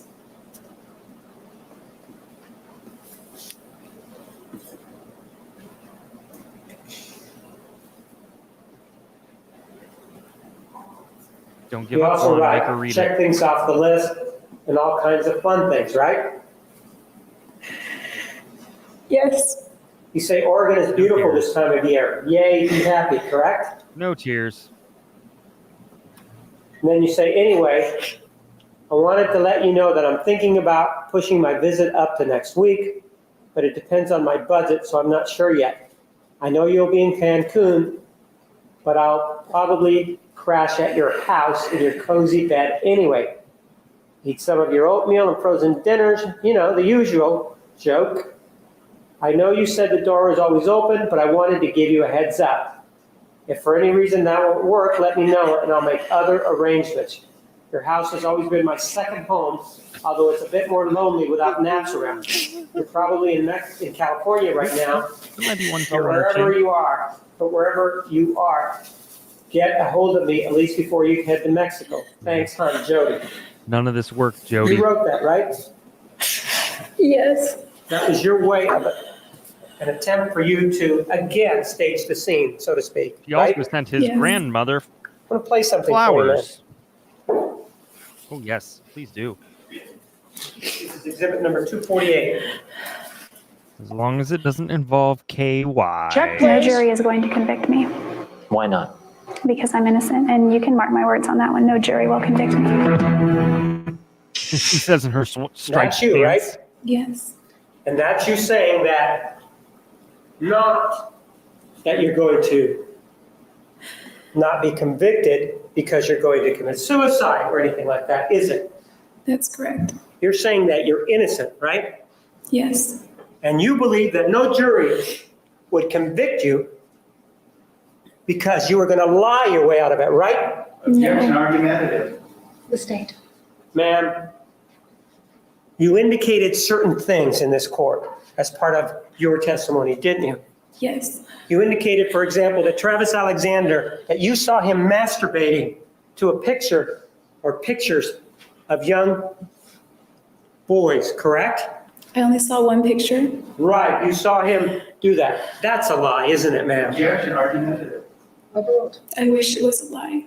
It's And not. ma'am, with regard to this issue of him being hypersexual and him being overbearing in that department, that's not true, is it? Objection argumentative. It's true that he was hypersexual. It's not true I that he was didn't ask you if he overbearing. was hypersexual. I asked you if he was overbearing. You said hypersexual. All right, let's go with overbearing then. No, I don't think he was overbearing. And in fact, you gave as well as you took, didn't you? Objection. Calls for speculation. The state. You were in it to the same extent that he was in the activities, right? Objection calls for speculation. Rephrase.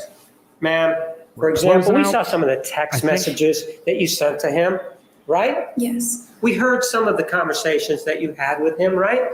Yes. You indicated, for example, I don't need to go into all of them, that you wanted to sexually blossom. Do you remember that? Yes. And you remember specifically Even saying that before you you wanted a start. facial. Do you remember that? That was a Yes. preemptive. So you were enjoying the sex, weren't you? Yes.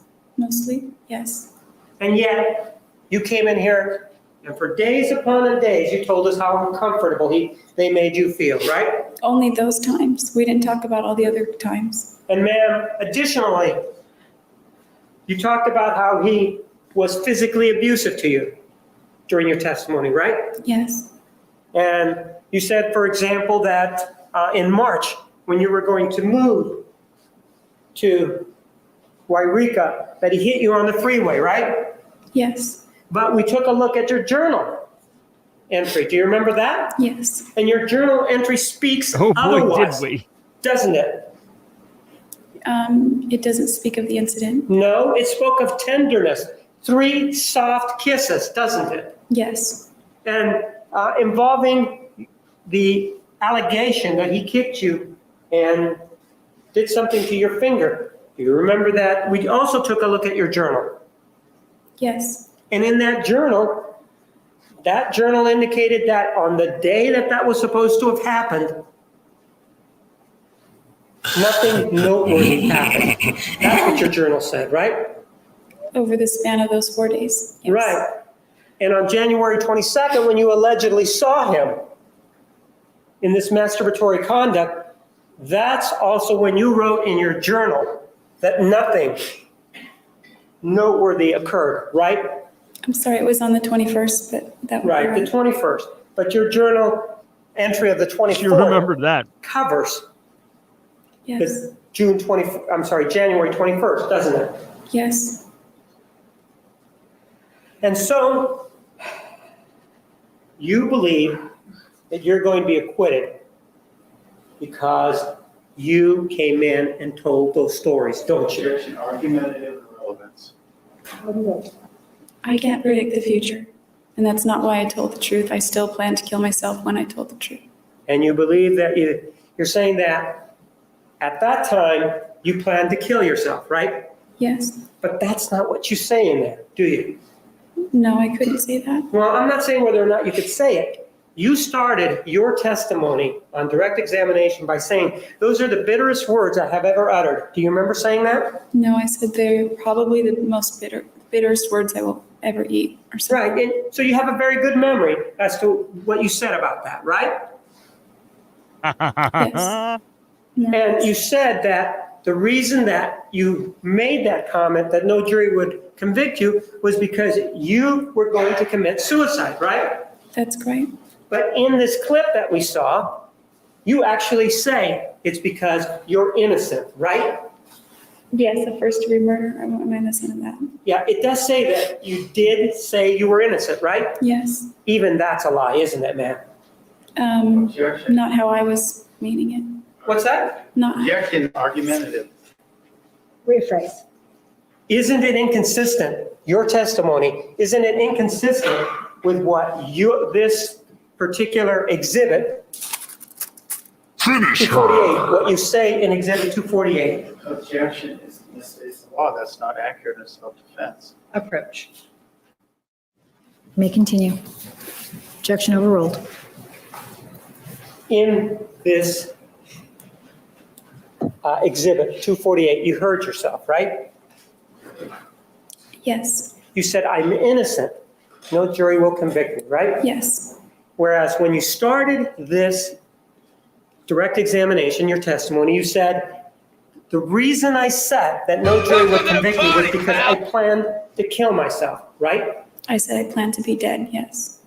Because you were planning to commit suicide, right? That's correct.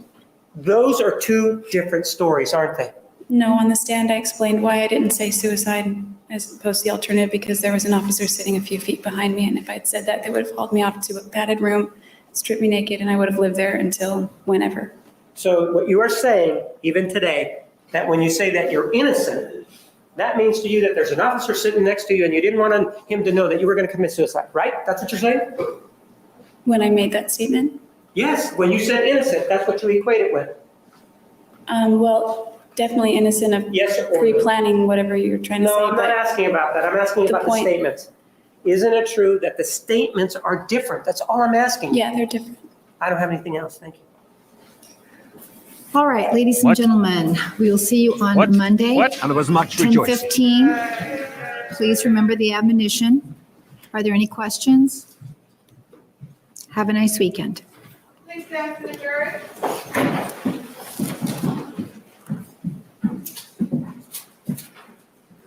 There's something happening after this. So the jury has left the courtroom. Ms. Arias, you may step down. We And there are was in much recess. rejoicing. We do have a hearing. If you don't plan to stay for the hearing, I'm going to ask that you leave the courtroom.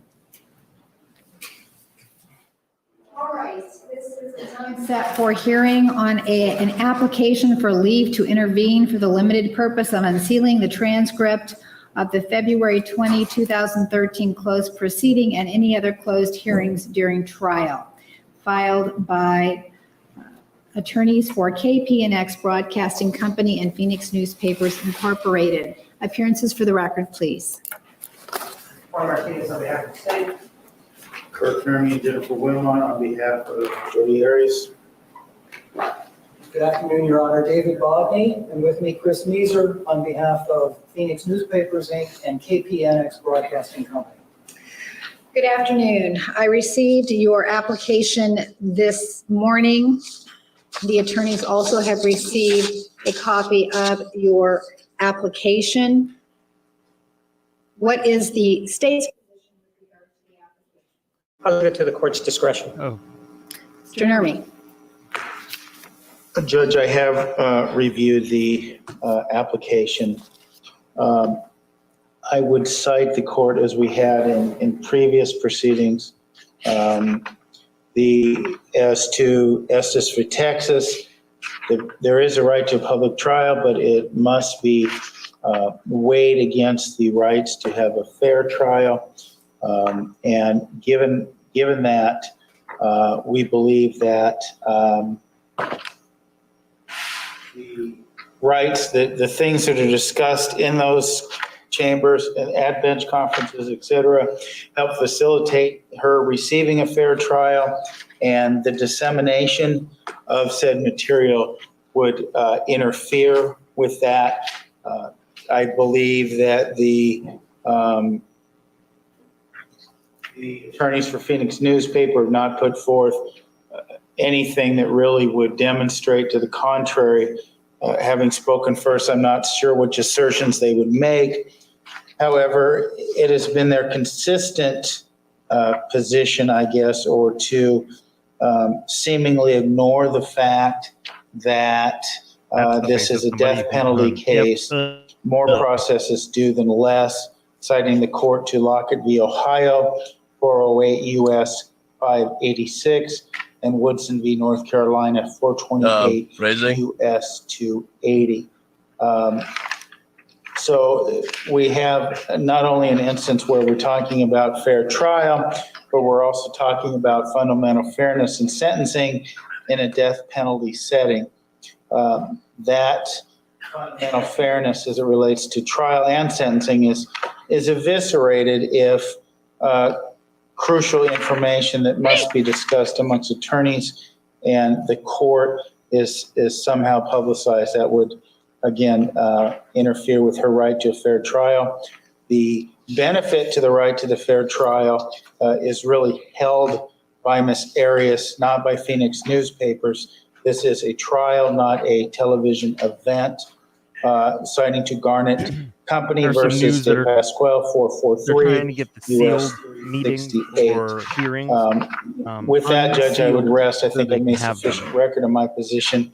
And again, I would continue to cite the reality that the Phoenix newspapers have not provided you any serious authority as to why in these proceedings Ms. Arias' rights should be truncated by their desire to have these transcripts. I got a fever. Mr. Bodney, do you have anything you'd like to add to your written pleading? Thank you, Your Honor, for this opportunity to be heard. We appreciate it. We are certainly mindful that this is an important criminal case, and we do not mean to take up any more of the court's time or attention than necessary. And we do not mean to diminish the importance of the Sixth Amendment and fair trial rights in this case. But since Estes versus Texas was decided in the 1960s, the United States Supreme Court decided no less than 4 cases in the 1980s recognizing a First Amendment right of the press and public to attend criminal proceedings. Important cases just like these. And so we're at a decided disadvantage when it comes to offering specifics as to why the hearing that took place on February 20 or any other closed proceeding in this case should be open. All we can underscore in assistance to the court, quite frankly, on this issue is this. There is a First Amendment right of the press and public to attend virtually all aspects of criminal proceedings. That is a presumed right, and it can be limited only upon a showing buttressed by specific findings on the record of some overriding interest that trumps that First Amendment right, and a showing that the narrowly tailored provisions designed to protect that interest are essential to preserving a higher value. And finally, that there really are no less drastic alternatives to closure. And so, because we don't know what was said in any closed proceeding, we have to repose our confidence in the court to issue specific findings on the record, either in support of closure or in support of release of transcripts of any proceedings that have been closed to date. And I recognize that as the Ninth Circuit Court of Appeals recognized in what we call the Symington case, the Phoenix Newspapers versus District Court decision, that release of those transcripts should occur when any danger dissipates. So if counsel for the defendant is aware of some danger that would exist to the fair trial right of his client by release of a sentence or two or the entirety of that February 20 transcript, and the court agrees, then I suppose findings in support of that conclusion should be issued, and then the press and public will have a greater understanding about why that particular hearing took place in closed session and why any other hearings in this important criminal trial take place in closed session. So in closing, Your Honor, we are very mindful of the importance of the case from the prosecutor's perspective and from the defendant's perspective. We are mindful of Your Honor's time, and for that reason, I will conclude my remarks unless there are any questions. Again, we appreciate the opportunity to be heard and to ask the court to give life to these First Amendment protections, which our Supreme Court of the United States has recognized. Thank you, Mr. Bodney. This court is mindful of its obligation to keep the courtroom doors open. We have done so in this trial. This trial has been covered by the media gavel to gavel. Some of the evidentiary rulings in this case have been held in open court. Others have not. Tell them, Potter. When this court closed a proceeding, this court made findings consistent with Rule 122 and Arizona law. Specifically, this court found that there does exist a compelling interest that overcomes the right of the public to access the record of that particular proceeding. The court has also found that there is a compelling interest supporting sealing or redacting the record when it was required. Specifically, this court found on occasion that the privacy interest of witnesses, possible witnesses, and jurors could be affected by the disclosure of certain matters that occurred in chambers. The court also found that a substantial probability exists that the compelling interest will be prejudiced if the record is not sealed until this trial is concluded. The court also found that that proposed sealing was narrowly tailored and that no less restrictive means exist to achieve that compelling interest. The court also found that dissemination of materials and information that was exchanged during the in-chambers proceedings would affect the defendant's right to a fair trial because of the intense media scrutiny in this case.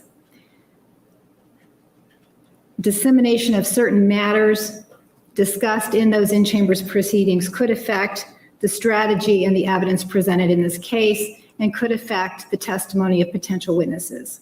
For those reasons, the court has chosen to seal certain portions of this case. Certainly nothing that was heard by the jury, but certain evidentiary matters and other hearings. So the application for leave to intervene for the limited purpose of unsealing the transcript of February 20, 2013 is denied for the reasons stated. Some of the in-chambers proceedings were not sealed, and And if there is a specific hearing or a specific request, this court will consider that. But I believe that most of the in-chambers proceedings were sealed at the request of the defendant, and there was no objection from the state. And as I said earlier, this court made specific findings that sealing those specific proceedings was necessary and in the public interest. So, is there anything else, counsel? No. Your Honor, just the only matter not related to this simply deals with exhibits. Since we are beginning to redirect, my understanding is the counsel for the state still has one exhibit checked out. We'd like the opportunity to have that returned so we can check it out in preparation. Mr. Martinez? And he discussed it with me 5 minutes ago, asking whether or not I had another exhibit. I indicated to him that I did. I would return it tomorrow, so I'm not sure why that's becoming an issue. Want to make a record of it. Counsel approach, please.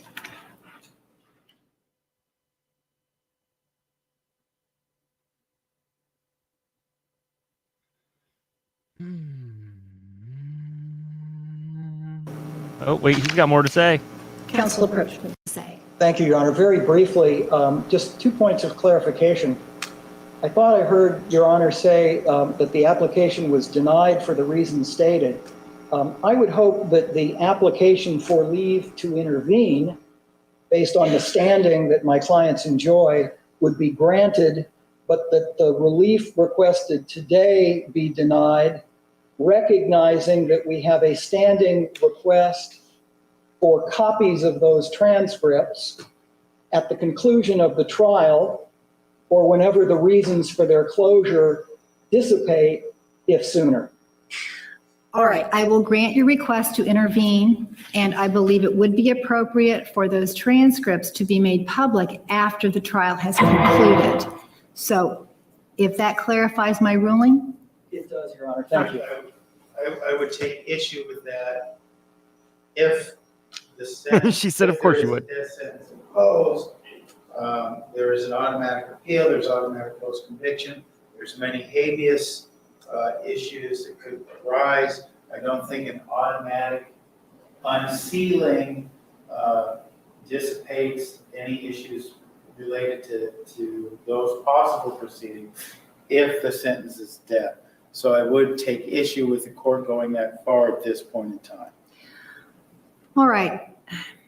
I will give defense counsel an opportunity to indicate any specific proceedings that you are concerned about, and this court will take up the request of the intervener at the conclusion of the trial and make a determination of which proceedings should remain sealed and which may be provided. I would then ask for, if at the end of this trial, Phoenix Newspapers is making such requests, that they file specific requests with me in advance so we can take it up, so I can take a look back at what these things are.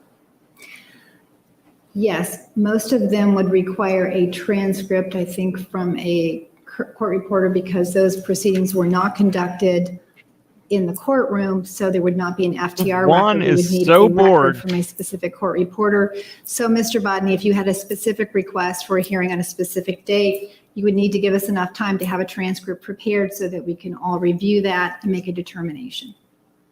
And Your Honor, I guess we would like to make a standing request for the February 20 hearing. And if there have been other closed proceedings at which issues in this trial have been decided, we would request access to them. Obviously, we don't know what was said during those closed proceedings and therefore can't be any more specific than that. All right, Mr. Babbitt is the court reporter for that particular hearing. I will request that he prepare a transcript so that all the parties can review that specific proceeding. Don't put Mike in between. Is that the only one you're concerned about now? It's the only one I'm specifically aware of now, though I understand there to have been others. All right, I can't tell you when that transcript will be ready. He has many requests for transcripts, and it will be in line with all of his other requests, but I will pass that along. All right. Appreciate that. Thank you, All Your right. Honor.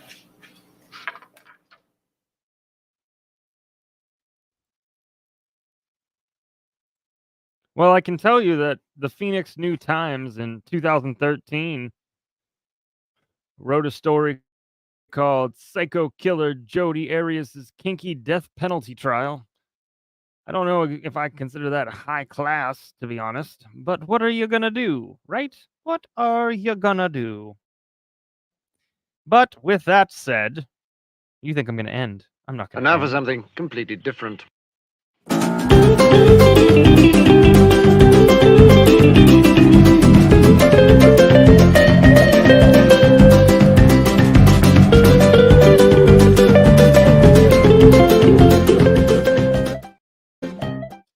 Ah, yes, it's a twofer. That's right.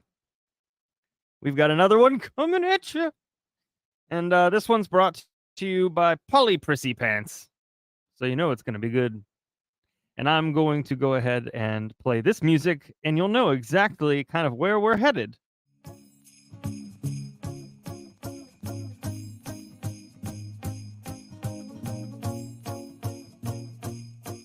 The title of this story is Secrets Beneath the Sunny Surface. In the vibrant town of Always Sunny, a mystery was brewing beneath the cheerful facade. Bubba, an adventurous young soul, was renowned for his ability to sniff out enigmas like a bloodhound. Accompanied by his wise and whimsical companion, Pothockets the turtle, he was about to embark on a mission that would test their resolve in unexpected ways.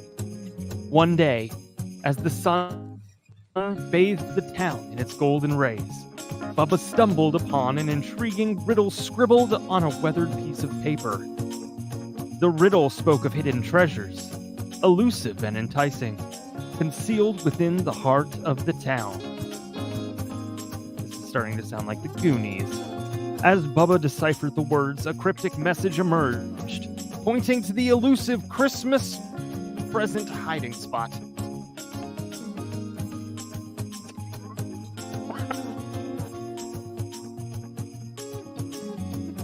There are so many non-family friendly things that I could say right now. Oops. Oh. With the riddle in hand, Bubba enlisted the help of the enigmatic and alluring Cara Delevingne, known for her unmatched charisma and grace. She was an expert in deciphering the provocative and an expert in the arts of allure and disguise. Attributes that Bubba believed would be invaluable in cracking this puzzle. As they gathered beneath the sunlit sky, Cara Delevingne shared her insight on the riddle's provocative language, uncovering hidden meanings that would lead them to the treasure's location. Pothocket's ancient wisdom intertwined with her modern perception, forming an unlikely yet harmonious alliance. Their journey was a fastball of excitement, racing against time to unlock the secrets concealed by the town's seemingly sunny exterior.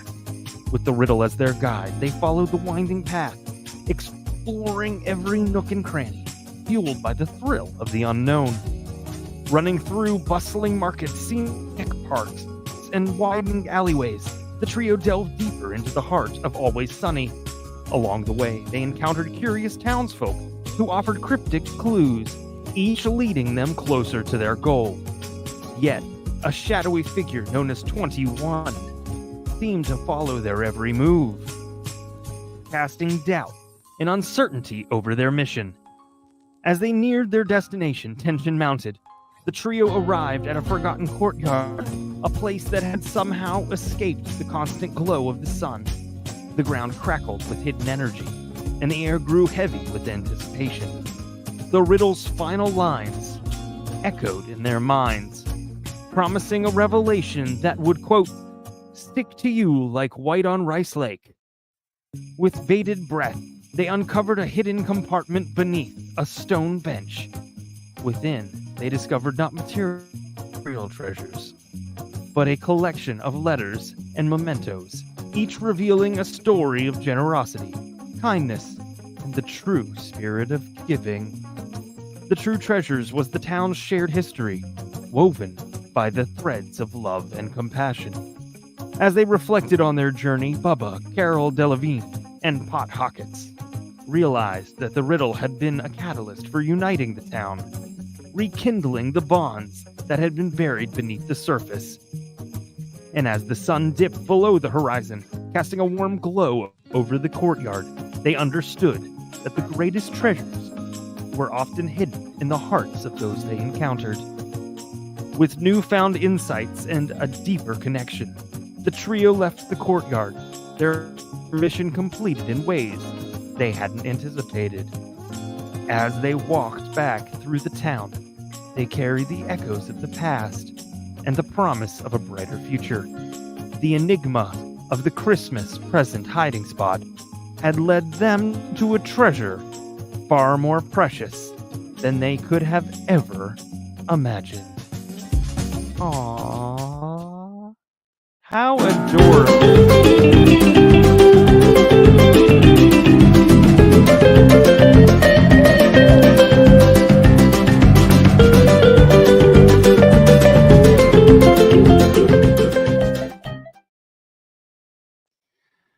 Oh man, wow. You guys, the mic doesn't like the story.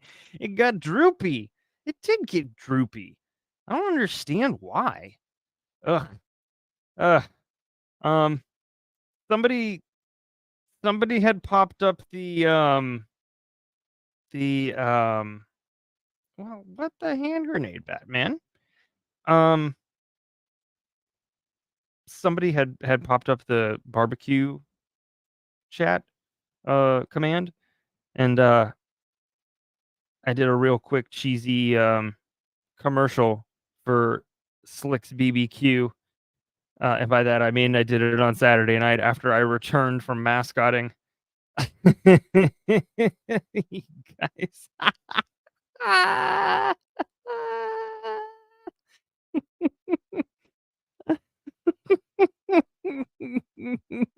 What she said. The music was doubling. It must have been. I know exactly why too. When I share the screen and I play the music, it plays the music through here and then it wants to pick up the screen, but I only pick the screen that doesn't have. I don't know. It's so silly. So silly. I'm trying to save this in the right place so that I can get it to the right place so that I can then show it to you all. Oh, brother. What a day.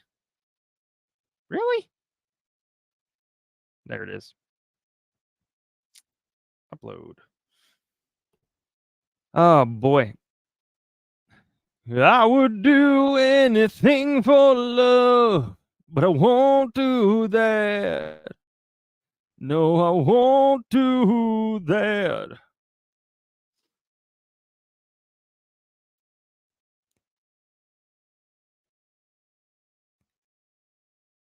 Can you all say a little prayer for this mom tonight? My daughter and grandson are driving to Colorado tonight, and this mom's worried. She's a fellow juror, and JR is a mascot.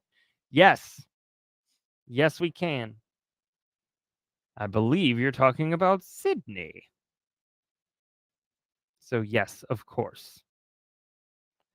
Everybody send some good vibes, some good thoughts, and a prayer, too, if that is your thing. No, you're not the only one. That's something that I'm working on. That whole doubling up thing. I don't know. Very difficult to understand why it's choosing to do that. But hey, here we are.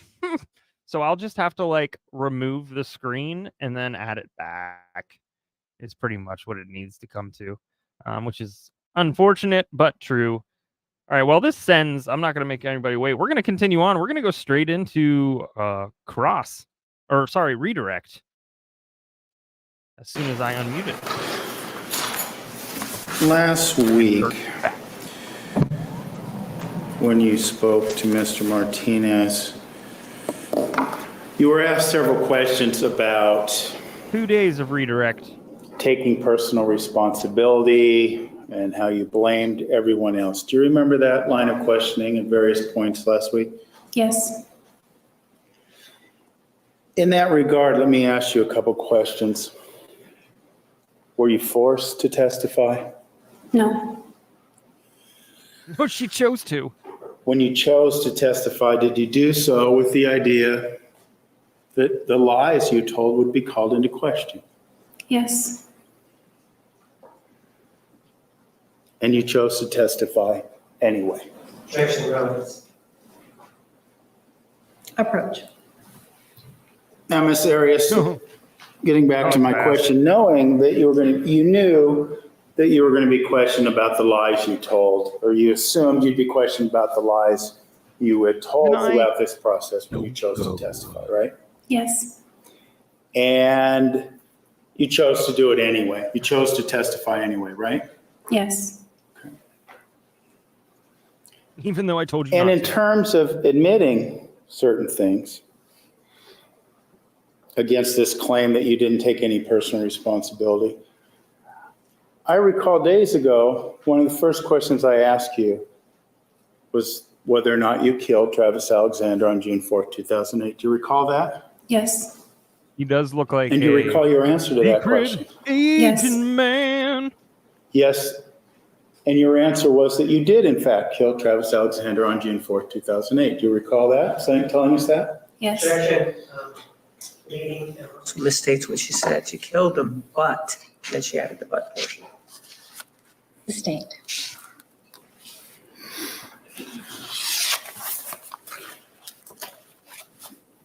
You also told us why you were forced to do that, didn't you? Yes. And remind us, why was that? Well, he was trying to kill me, so I was defending myself. Was he? Was he? Are you sure? Did you go to Mr. Alexander's home on June 4th with the intent on killing him? No, I didn't. Did at any point in time during that day, June 4th, 2008, did you make a conscious decision that I want to kill Travis Alexander? No, that was never a thought. Yes. Okay. Ms. Arias, when you began talking to counsel for the state, you were shown Remember, a couple exhibits, he and calls I her want to Miss cover Arias those 'cause she with you. hates it.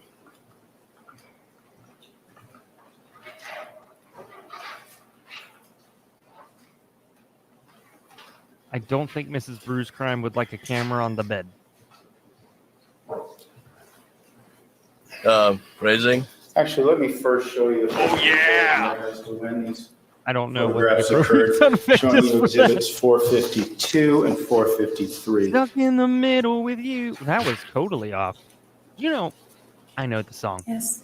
And do you remember the date that that photograph took place? May 15th, 2008? I'm sorry, just said May 15th? Yes, 15th. Mm-mm.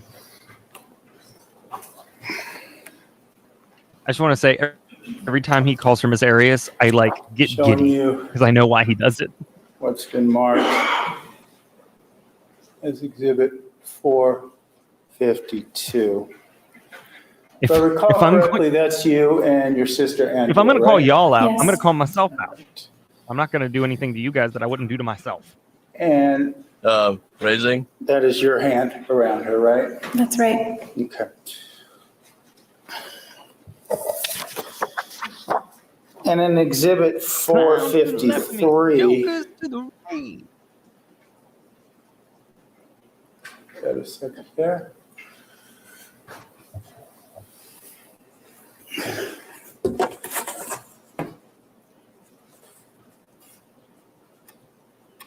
We're having a hard time here.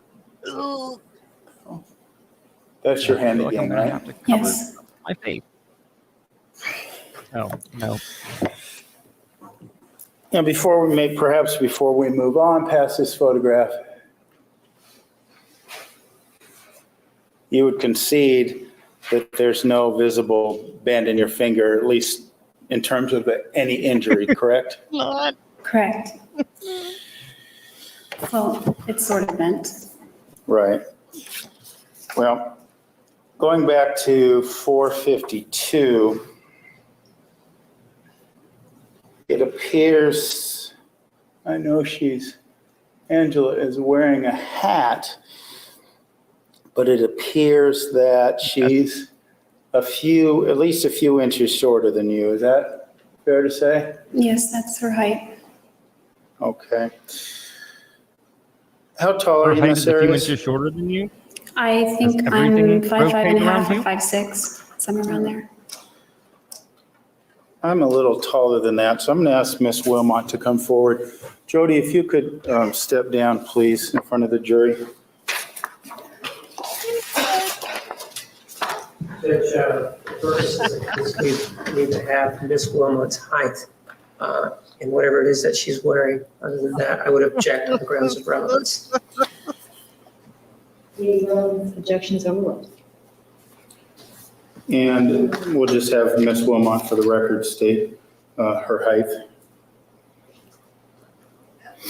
I would say I'm 5'3", 5'4" with heels on. I can't be certain. I don't know how high my heels are. If you could, Jodi and Miss Wilmot, could we see you, for lack of a better term, recreate the pose we see in Exhibit 452? Kirk did this to torture both of them. And her finger is fine. If you could turn. Yeah, look at your hand. Just make sure your finger's messed up.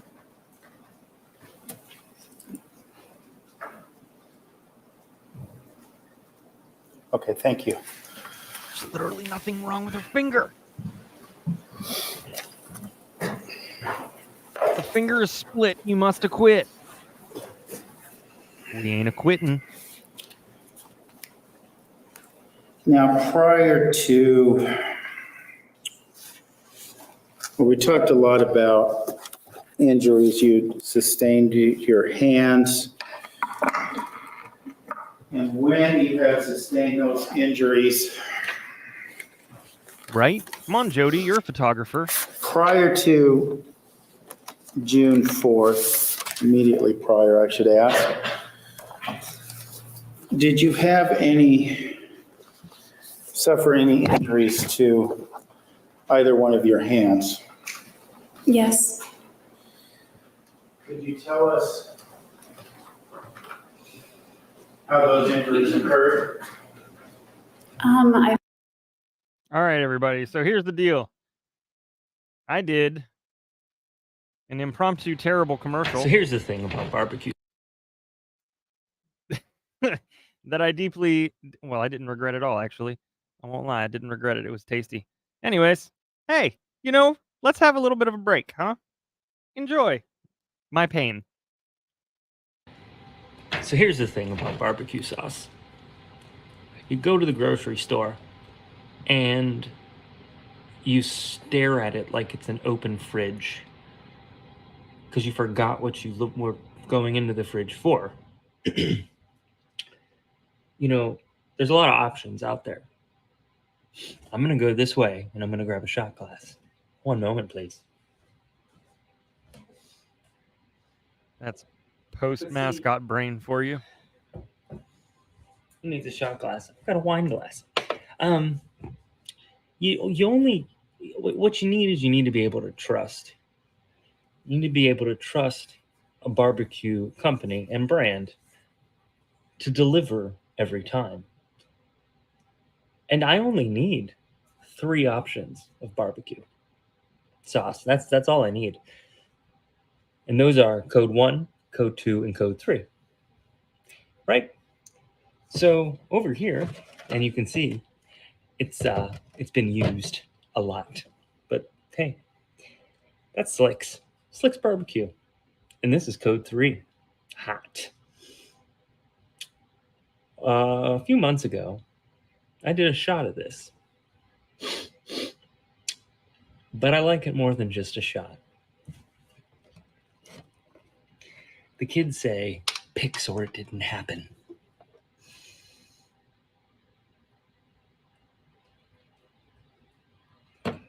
Oh, I'm going to need more after this.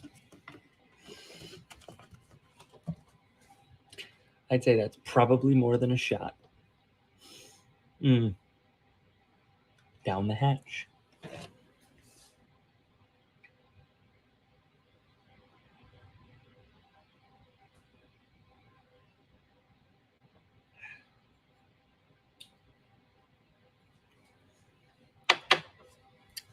That's not what that glass was made for.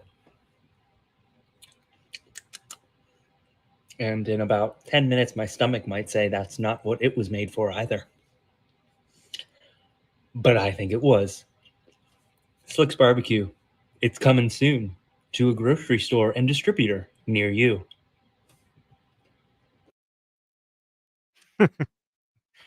Oh man, y'all check out Slick's BBQ. Check it out, check it out, check it out. How did it was fine. We were good, you know. Actually, in terms of heat, for me it's like perfect. It's like right there. Like I can put it on both wings and eggs. You all might hate me for saying that, but it's true. So enjoy. Next time a pint glass, don't tempt me. Don't tempt me. I believe it was my index finger, and I was putting away big margarita glasses at work. Sustained. When were you putting away these margarita glasses? I believe, if I remember correctly, it was June 1st. That's what the date stamp said on the photo. Okay. And what happened to your hand on, and where were you working? Casa Ramos. Okay. And how did you injure yourself putting away margarita glasses at Casa Ramos? I was just moving too fast, and I was a little bit clumsy, not intentionally, but I just, there's a metal shelf beneath the bar, and that's where they all sit and cool off, because when they come out of the dishwasher, they're really hot. So they have to cool off before we can put margaritas in them, or they'll crack. So I was rotating the cool ones from the back out and putting the hot ones in the back.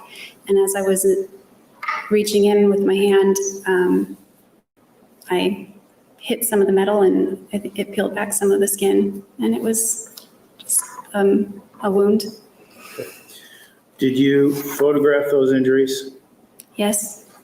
And how did you do that? Just with my phone. Okay. Would that be the Helio phone we'd been discussing earlier? Yes. If I may approach your... I didn't mention this, but Slick's this is not like just a random thing that I found that I like. Slick's is one of your mods brands. It's their thing. This goes into me supporting, the good people doing good things. And it's good on top of that. So, it's easy to talk about it. But if you know Annie Pistoli, Annie, if you know Annie, yeah, her and her partner, that's Slick's. So head over there, get some, make them cry with how many orders come in. Your Honor. Ms. Arias, I want to show you what's been marked as exhibits 506 and 507, respectively. Could you take a look at both those exhibits and see if you recognize those as the photographs you took? Yes. I guess the date would have been the 31st of May instead. Okay. I'm going to move to admit exhibits 506 and 507.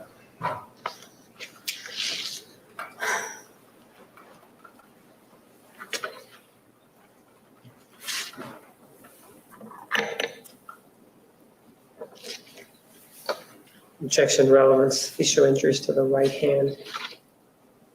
May we approach? May approach. Objection overruled. Exhibits 506 and 507 are admitted.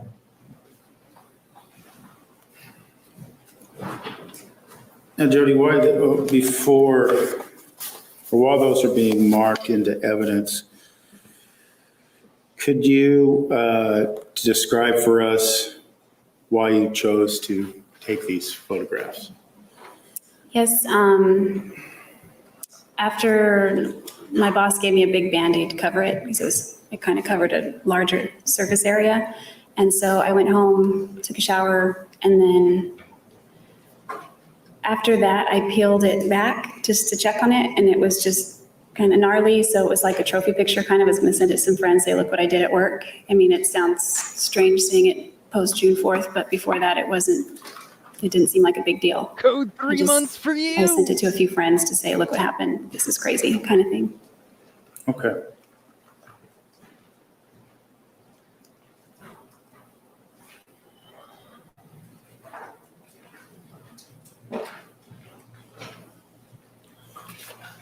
Showing you what's been marked as Exhibit 506.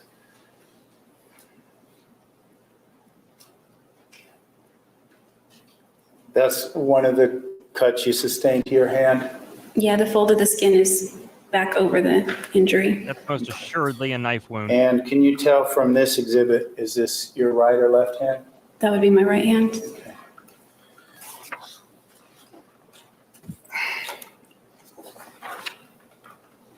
And Exhibit 507, is that a photograph of a different injury or the same injury? The same one, different angle. Okay. And we're talking about your right index finger as well, correct? Hi, dog. Correct. Now, Ms. Arias, you had told us that these injuries occurred on the 31st of May. Is that It would have been the 31st or the 1st. I'm not sure if the timestamp on that is also Greenwich time or if it's Pacific Standard Time. Okay. Really? But given that you were serving margaritas, would it be safe to assume you weren't working the breakfast shift? Nibbling on sponge That's cake correct. and watching the sun bake? So it would have either been the evening of the 31st or the evening of the 1st when these injuries occurred. Is that correct? Yes, that's correct. Okay. And these injuries we just saw in exhibits 506 and 507, had they healed by the time you went to Utah on June 5th or 6th? I think it had healed mostly. Do you recall if you still had bandages on your hand? I don't actually recall. I know I eventually got bandages on my hand, but I don't remember if I still had one from the index finger or not, or if, I don't remember. Okay. Now, before we get too far off the subject of hand injuries in Utah, you said that you weren't sure if you had bandages on these injuries on your right hand. Do you recall if you had any other injuries to your hand? In Utah? In Utah. I did. I had Band-Aids on my right hand, and I don't think it was the index finger. I think they were other fingers. I don't remember, but I know I had Band-Aids on my right hand. Now, the Band-Aids on your right hand, you said it may not have been your index finger. Was these injuries caused by the same incident at Casa Ramos, or were they caused by something else? Something else. Okay, and what was that? It was broken glass. I dropped one of Travis's glasses when I was downstairs when I arrived the morning of June 4th. We were getting water he has a cold water dispenser on his fridge. So I was getting water and I dropped one and I was cleaning up the glass because I thought, I clean up glass at work and it's not something I'm uncomfortable with. So I guess I was being too casual and careless and I cut my fingers. And you have stated to us that those injuries were on your right hand. That's correct. How are you so confident of that? That's what I remember pretty clearly. Okay. As it relates to your left hand, do you recall having injuries on your left hand when you were in Utah? I don't recall one way or another. I definitely don't remember an injury. I'm not saying there wasn't, but I don't remember one. Would it be fair to say that whatever injuries you had on your hand when you arrived in Utah weren't your primary focus? Infection meeting.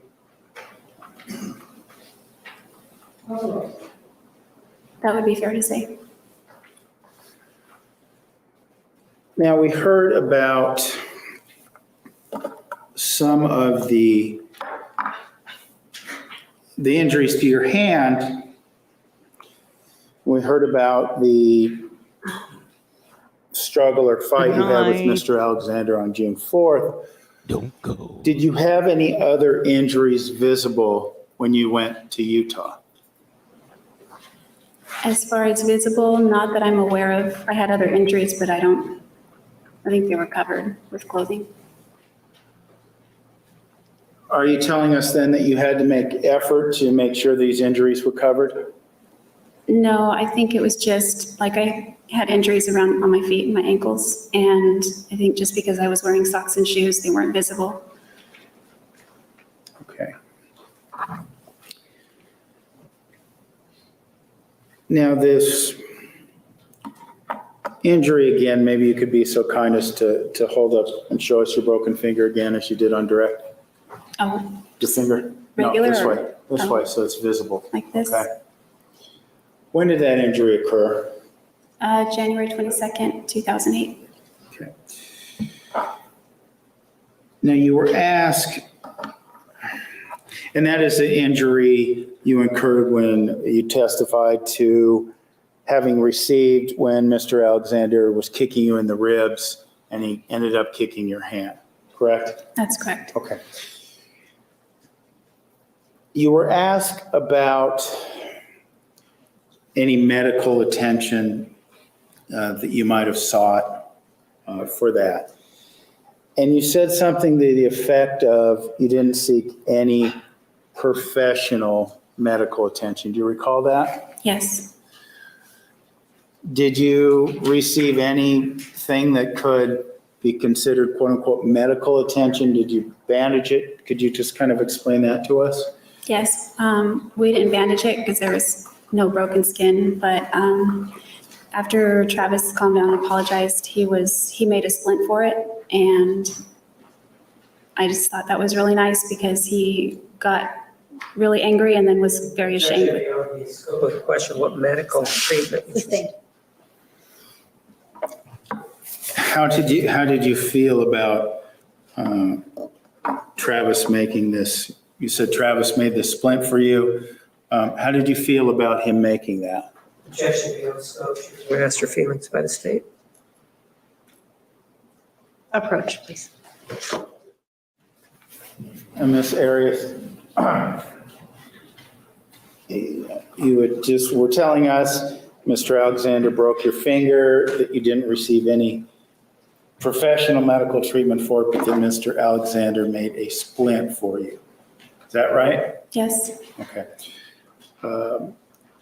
And how did you feel about him making that for you? It sounds kind of weird, but it was kind of endearing because he was very tender with it. He was being very careful, and he got a bag of ice and crushed it, and we put ice on it. And so he just did what he could to right what he had wronged, I guess you could say.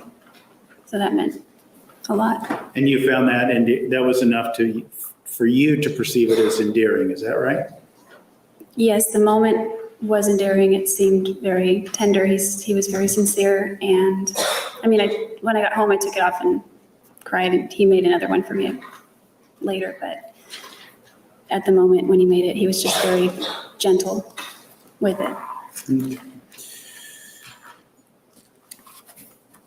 During the time you spent answering Mr. Martinez's questions, you're talking about how great it was for him to make this splint for you. We also saw some journal entries and text messages and things that talked about in which you praised Travis. Do you remember seeing those throughout the course of it? Okay. I want to ask you about a few of those, Ms. Arias. Serious. We were talking about Wait for it. some of the things you had told us during cross-examination, some of the things you've been shown about how great a guy you thought Travis was. I want to show you what's been marked as Exhibit 4. Page 4. Don't go.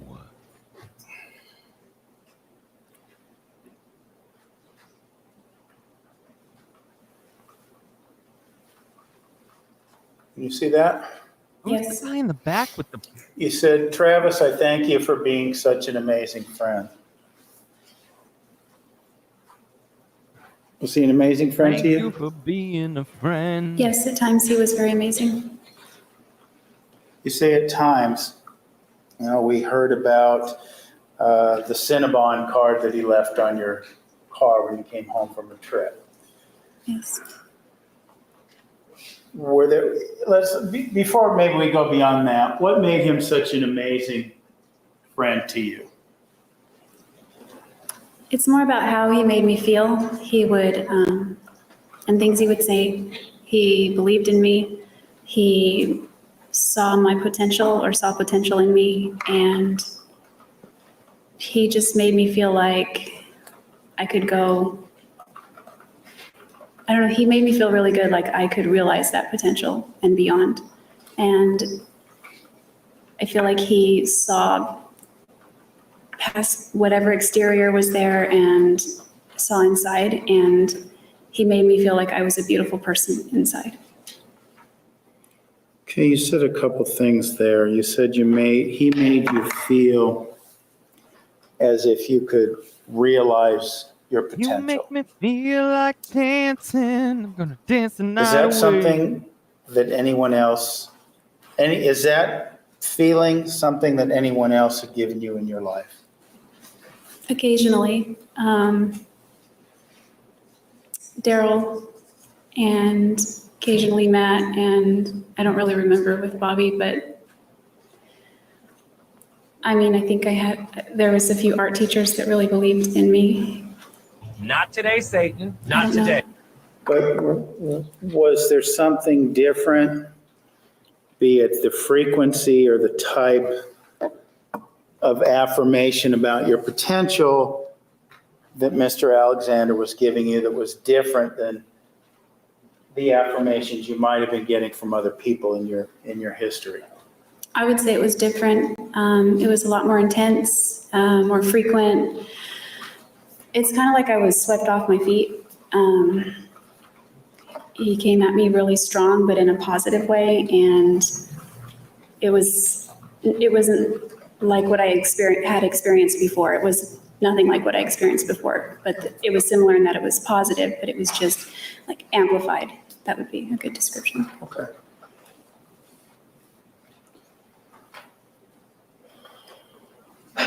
You said you tell him that you call him a rock, a light, and an inspiration.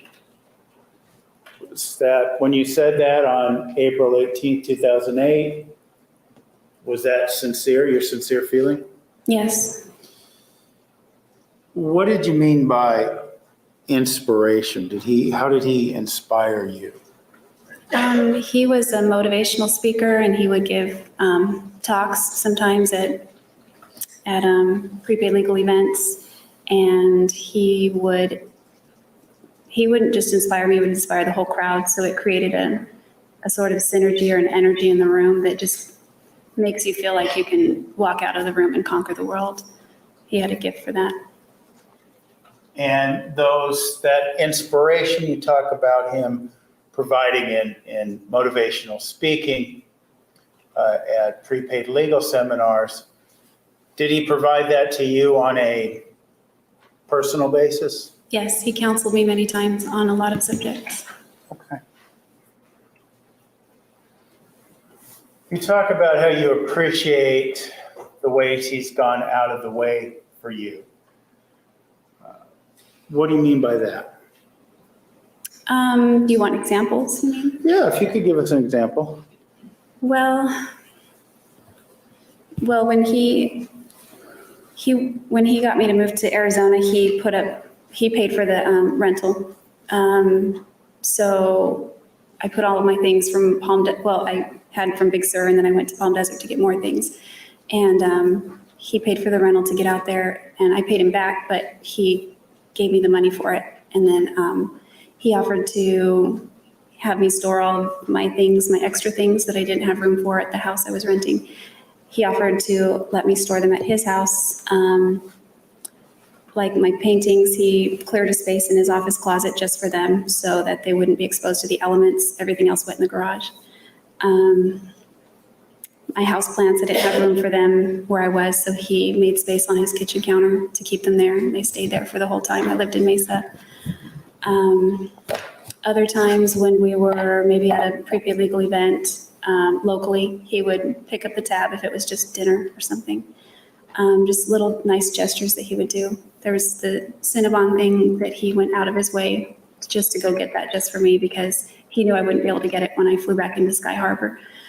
I mean, there were tons of little things like that that he would do constantly. Okay. Now, drawing your attention back to April 18th and that time period of 2008, one of the things you were asked about whenever Lisa by leaves. Mr. Martinez is your feelings for Mr. Alexander.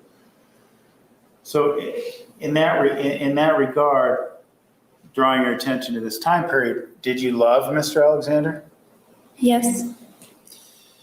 Now, when you were asked about that last week, you kind of were saying that you loved him, but it was different than it had been in the past.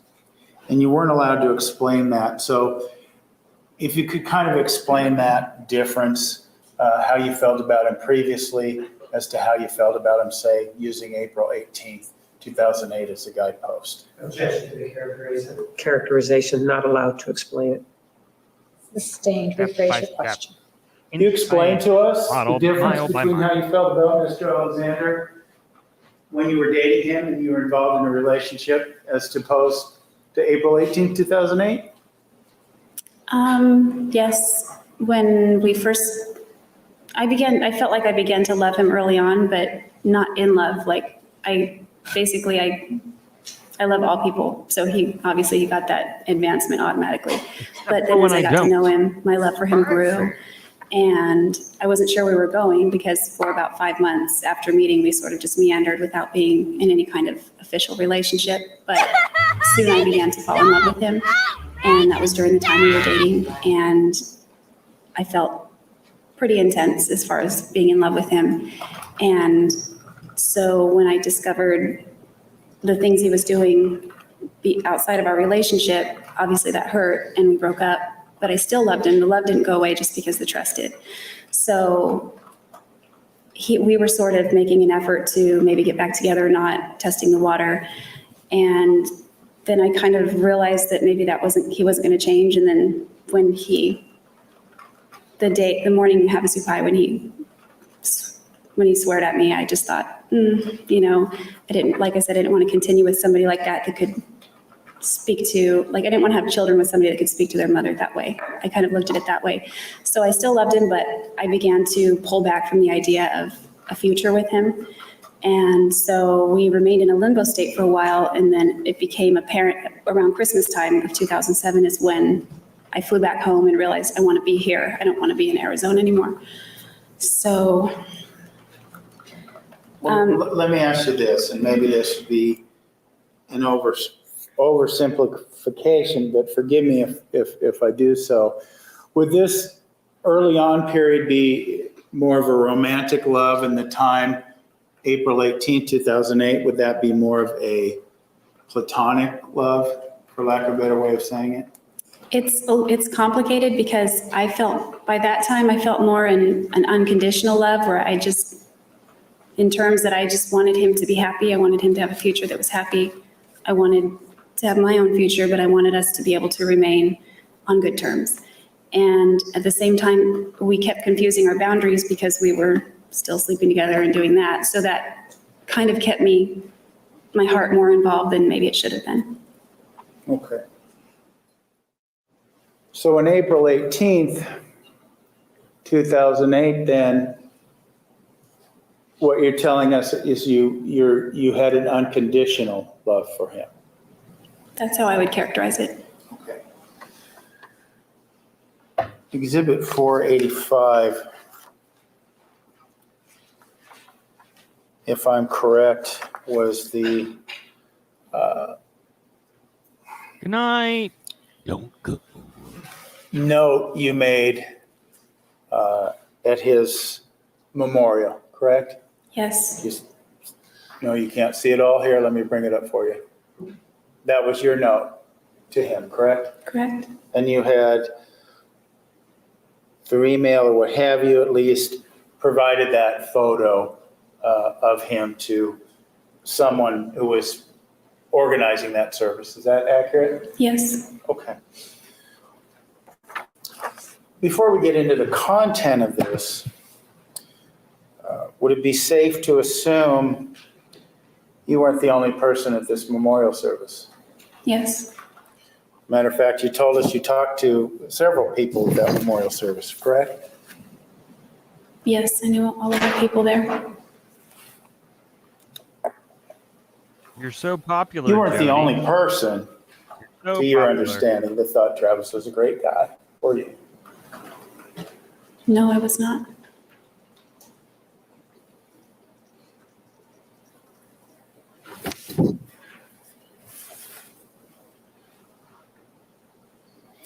As to what you wrote, and do you remember when his memorial service was? I believe it was on a Sunday or maybe a Monday. So it would have been the 15th or 16th of June. Okay. So on the 15th or 16th of June, you write that, Travis, you're beautiful on the inside and out. Did you mean that? Yes. And you also say you always told me that. Did Travis tell you that you were beautiful on the inside and out as well? Is that what you're saying there? Yeah, he said I was more beautiful on the inside. And that made you feel good about yourself? Yes.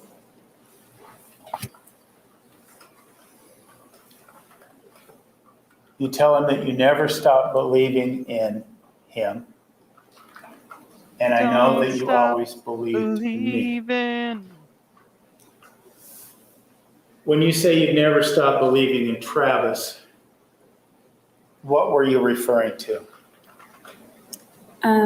His potential and his ability to realize what he wanted to do with his life. And I also believed that he could get better and fix the parts of him that he considered broken or that needed work. Like we all have those parts, and he was constantly striving to work on himself.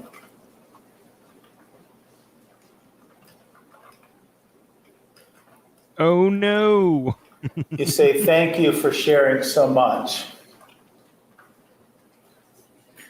Is it fair to me to assume that you're talking about more than storage space for your pictures? Yes. What do you mean by that? I just mean the things that he imparted to me. He shared a lot spiritually with me, and his wisdom, his insights, his philosophies, his creeds, all of these things that I sort of adopted a lot of them. And we went on so many trips. It felt like we had lived an entire lifetime in 1 year. And so I was basically referring to the whole canon of experiences that we'd had. And his sharing of his, I think you said philosophical and spiritual self and beliefs and feelings, that meant a lot to you? Yes, very much.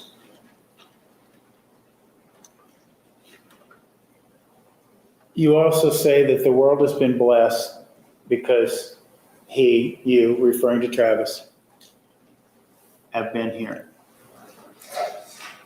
When you wrote that on June 15th or June 16th of 2008, did you believe that? I did. I don't share Kentucky with nobody. You finish this note to him by saying, I love you.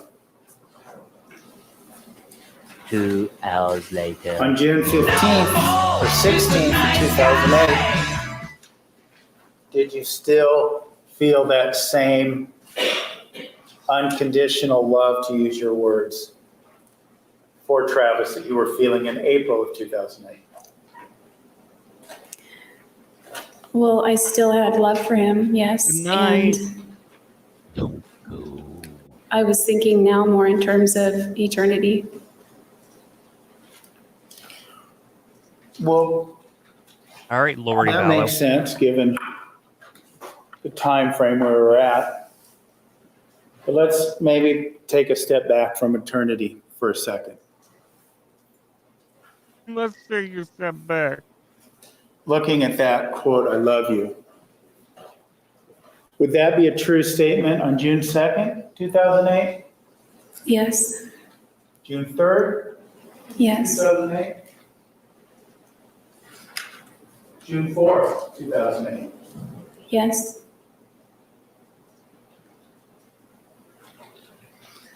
How about the days in between June 4th, 2008 and his memorial service? Would that be true?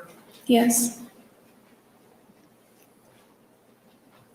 About Could it be Satan? Yes. that be true? Yes, it's still true.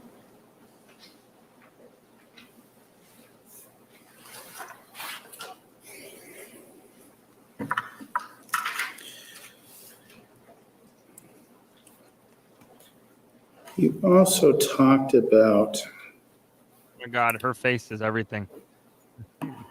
The sister on the left. you said something.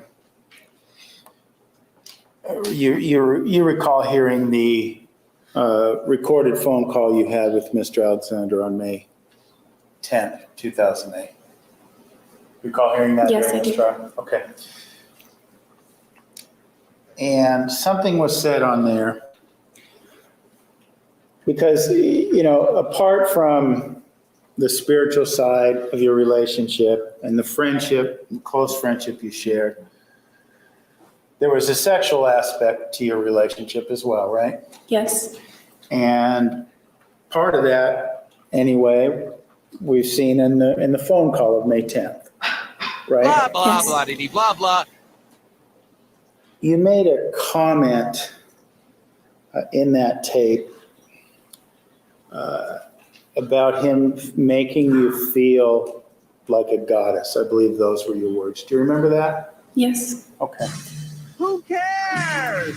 Refresh our memory, first of all, what he was doing to make you feel like a goddess, or what that was a reference to. It was a reference to the time that we took a bath together when he had all the candles everywhere and rose petals and there was music. And it wasn't just, it didn't go quickly. It was drawn out. It was romantic. And that made you feel great, right? Yes. Were there other times in your relationship, your sexual relationship, where it could be said you felt like a goddess? Were there other times? Mm-hmm. Yes. Describe those for us. No, Well, please don't. It was more just Objection! how, Hearsay! rather than the act, it Your almost Honor, could have I been almost any object. act, but it was how he made me feel Because it's and devastating to how the his case. demeanor was You and how he good treated me during cause. those things that made me feel special. And like, it wasn't just for physical gratification, it was because our minds and our hearts were sort of in alignment as well. Is that Perfect. Perfect timing. Thanks, unnamed streaming site, for that. Oh, everybody. Thank you so much. Thanks for hanging out with me tonight. We had a double Mad Libs extravaganza. We had guess that quote from Trials. We did a lot tonight. Haha.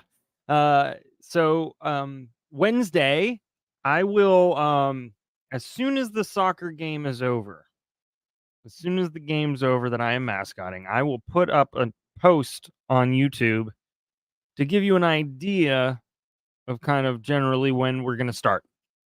And then around 10 minutes, 15 minutes beforehand, I'll open up the chat as per usual, and we'll get going.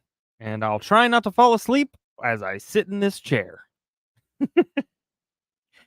But hey, listen, thanks for hanging out with me tonight. I appreciate you all so very much.